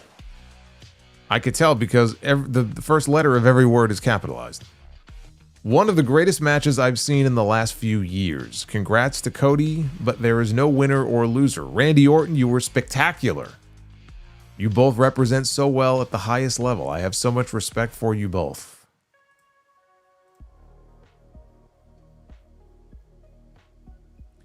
I think Rick is really enjoying Vegas this weekend. He's probably at the Ghost Bar on the rooftop of the Palms as we speak. Fabian Garcia, can anyone in WWE go 45 minutes pat? We'll never know. Oh, he's saying, oh, okay. The comment that Pat made, 45 minutes in an Iron Man match. Can anybody in WWE go 45 minutes? I don't think they'll be allowed to. Toya 8 Nice adds Mania. Cisco. That thong. Mike says, I'm hoping Natty and her MMA gimmick takes the IC belt from Becky. Given 3 of her uncles held the men's version, it should be obvious to do that. I don't think that's going to happen. I don't think she's a priority for them. Oh, yeah. Daquan. Great meeting you at HOG. First time seeing a full match of Amazing Red and Bandito. Tonight's show making me rethink buying a last-minute ticket for tomorrow. Well, I think tomorrow has got to be better than tonight. But I guess it just depends on how much more the prices come down. You might get a better deal if you wait until like tomorrow afternoon. Although I guess local time there, it would be starting at 3 o'clock in the afternoon. So don't wait too long. But yeah, it was great to meet you, brother. We met right outside the, we met in the casino, right? Right outside the entrance to the Pearl, I do believe. Speedy, night one was as bland as an unsalted matzah. Am I right? Hey, matzah is very good. See, that is something I would put butter on. Plain, yeah. Spread some butter on there. Anti-M Bishop. Hey, Solomonster. HOG fucking ruled, bro. Bandito and Red was my match of the night. The indie / WrestleCon / Palm / collective shows outshined and outdone WrestleMania Night 1. Not even close. I'm glad you enjoyed it. I thought it was our best show. I really had a lot of fun calling it and just kind of sitting back and watching it all play out. Red and Bandito was fucking amazing. I mean, that was the one I was looking forward to the most, and it did not disappoint. MVK. Man, Cody's eye after the punt kick. Damn, yeah, I just saw it. Jared Edwards going tonight too. Hope y'all had a good WrestleMania weekend. Well, have fun, brother. Alex says, so far every PLE this year has been awful. What record are they trying to break? Well, I think they might be trying to break the record for the longest streak of terrible PLEs. You just said it yourself. Donald says, who do you think would have beaten Naomi for the belt at Mania if she was still here? Would it have been Vaquer? Yeah, I mean, probably. I don't know if maybe they would have gone a different way with it, where they would have done Charlotte. They could have done Charlotte and Jade, and then did Rhea and Naomi as a Raw match. I could see that too. But yeah, I could see Stephanie being the one that they put in there with Naomi at WrestleMania.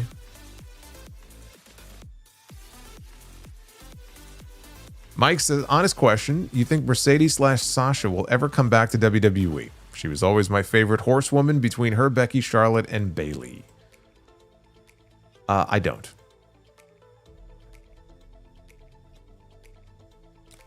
Jarrett Moose Rodriguez with a $9.99. This was the definition of a mediocre show, but I could not help but be annoyed at the sight of people in the front row looking down at their phones. Like, you spend an ungodly amount of cash to text. They're probably texting their friends like, I can't believe I spent this much money on this shit. They were sending those messages. Donald says Braun had a lot of eczema, quote unquote, on his back today. Yeah, I noticed that. He should probably see a dermatologist about that. Hopefully that's all that was. Super Cam Fit, I made a bet that Dragunov would bleed in the Andre Battle Royal because he bleeds in every other one-on-one match, and the SOB didn't bleed. I don't think he was in there long enough to bleed. He was like Jesse Ventura last night. I ain't got time to bleed.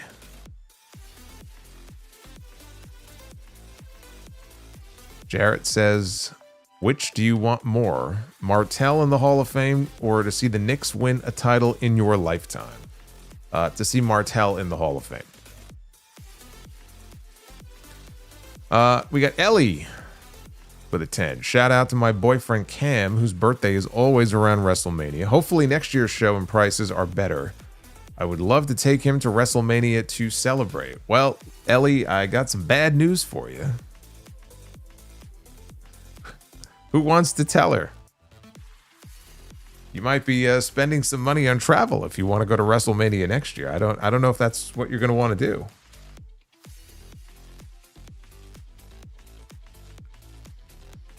But happy birthday to Cam.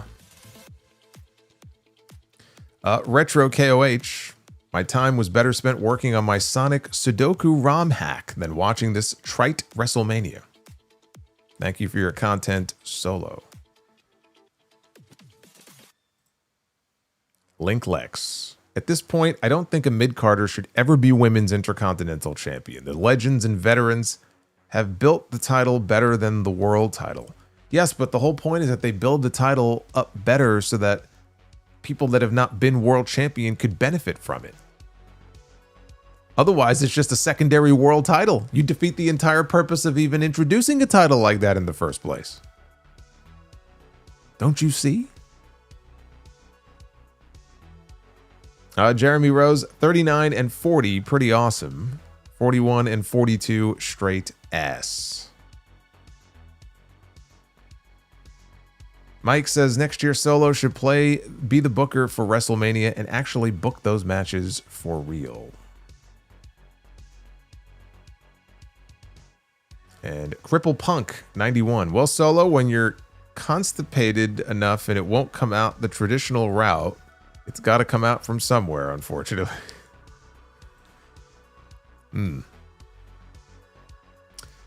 I suppose so. As disgusting as that is. I don't even want to think about that. It does have to come out from somewhere, though. Renzo says, how about that Vince cosplay by Cena tonight? And Toya says, will we get Io versus Asuka on Raw? I think we might get it at Backlash. Backlash is in what, 2 weeks? You may as well do it there.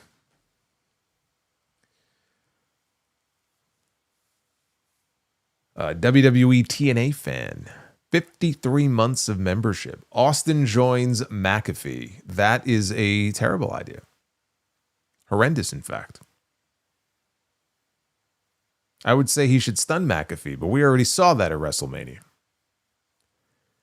S. Fallen, 60 months of membership. Thanks for covering bad shows like this for me for the last 60 months. 5 years. That is a long time. Thank you, brother. I appreciate that.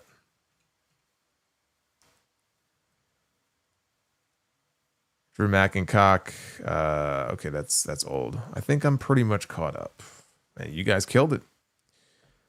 I appreciate that. And also, you killed the live chat goal, the likes goal. What did I set the goal at? 1,100? We're closing in on 1,800. So I would say that's enough to be the booker, don't you?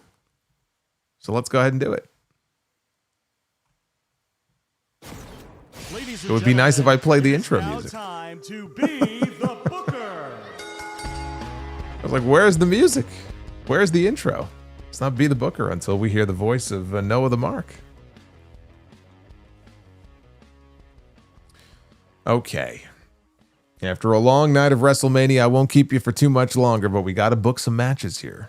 We only got one shot. We got one round here. We get to try again tomorrow. Our tag team match of the night, though, is starting off with DX. Shawn Michaels and Triple H. It's a pretty formidable team. I wouldn't want to be on the other side of the ring.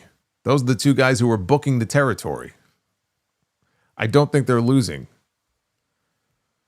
Oh boy. Shawn Michaels and Triple H against Cactus Jack and Terry Funk. That could be a tag team main event anywhere. That could be a tag team main event at WrestleMania.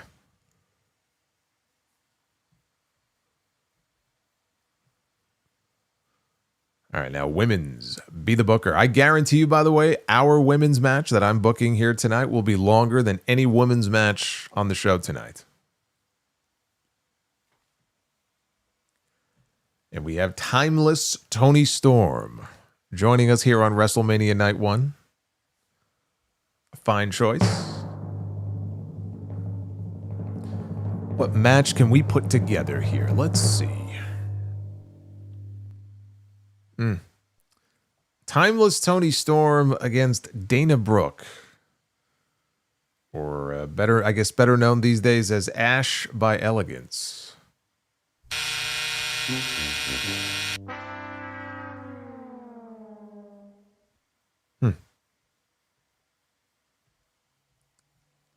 And our main event.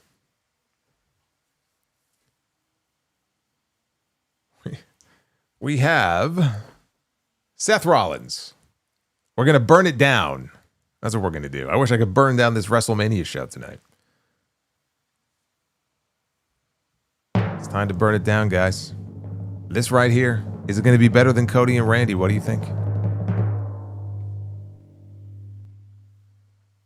Seth Rollins in the WrestleMania main event against Roman Reigns. And as I said earlier, this would have been, had original plans had gone through, this would have been one of your WrestleMania. This would have been night 2, I'm sure.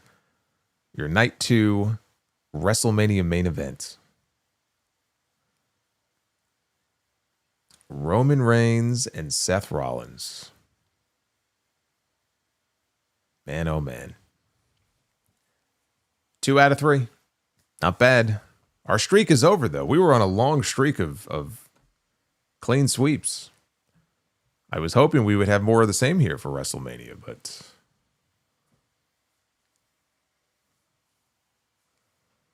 it was not to be. With Jelly Roll.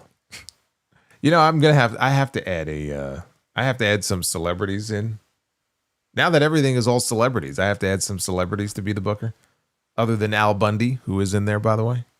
We got to put Pat McAfee in there. We got to put Jelly Roll in there. Should we put Lil Yachty? What do you think? IShowSpeed?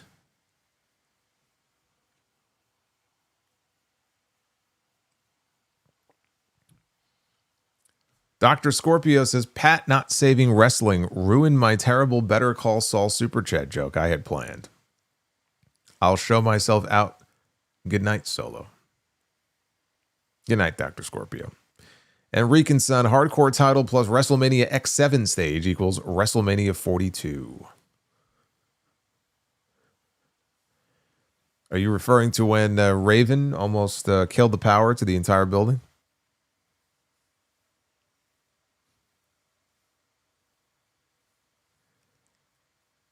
West Coast James.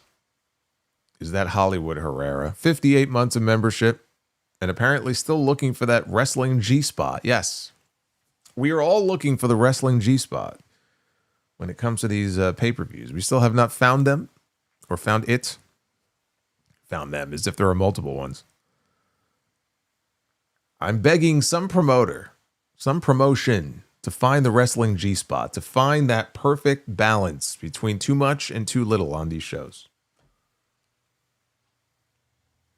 It still eludes us. Now, tomorrow, we're not done yet because this was only night 1. Tomorrow, we have WrestleMania night 2.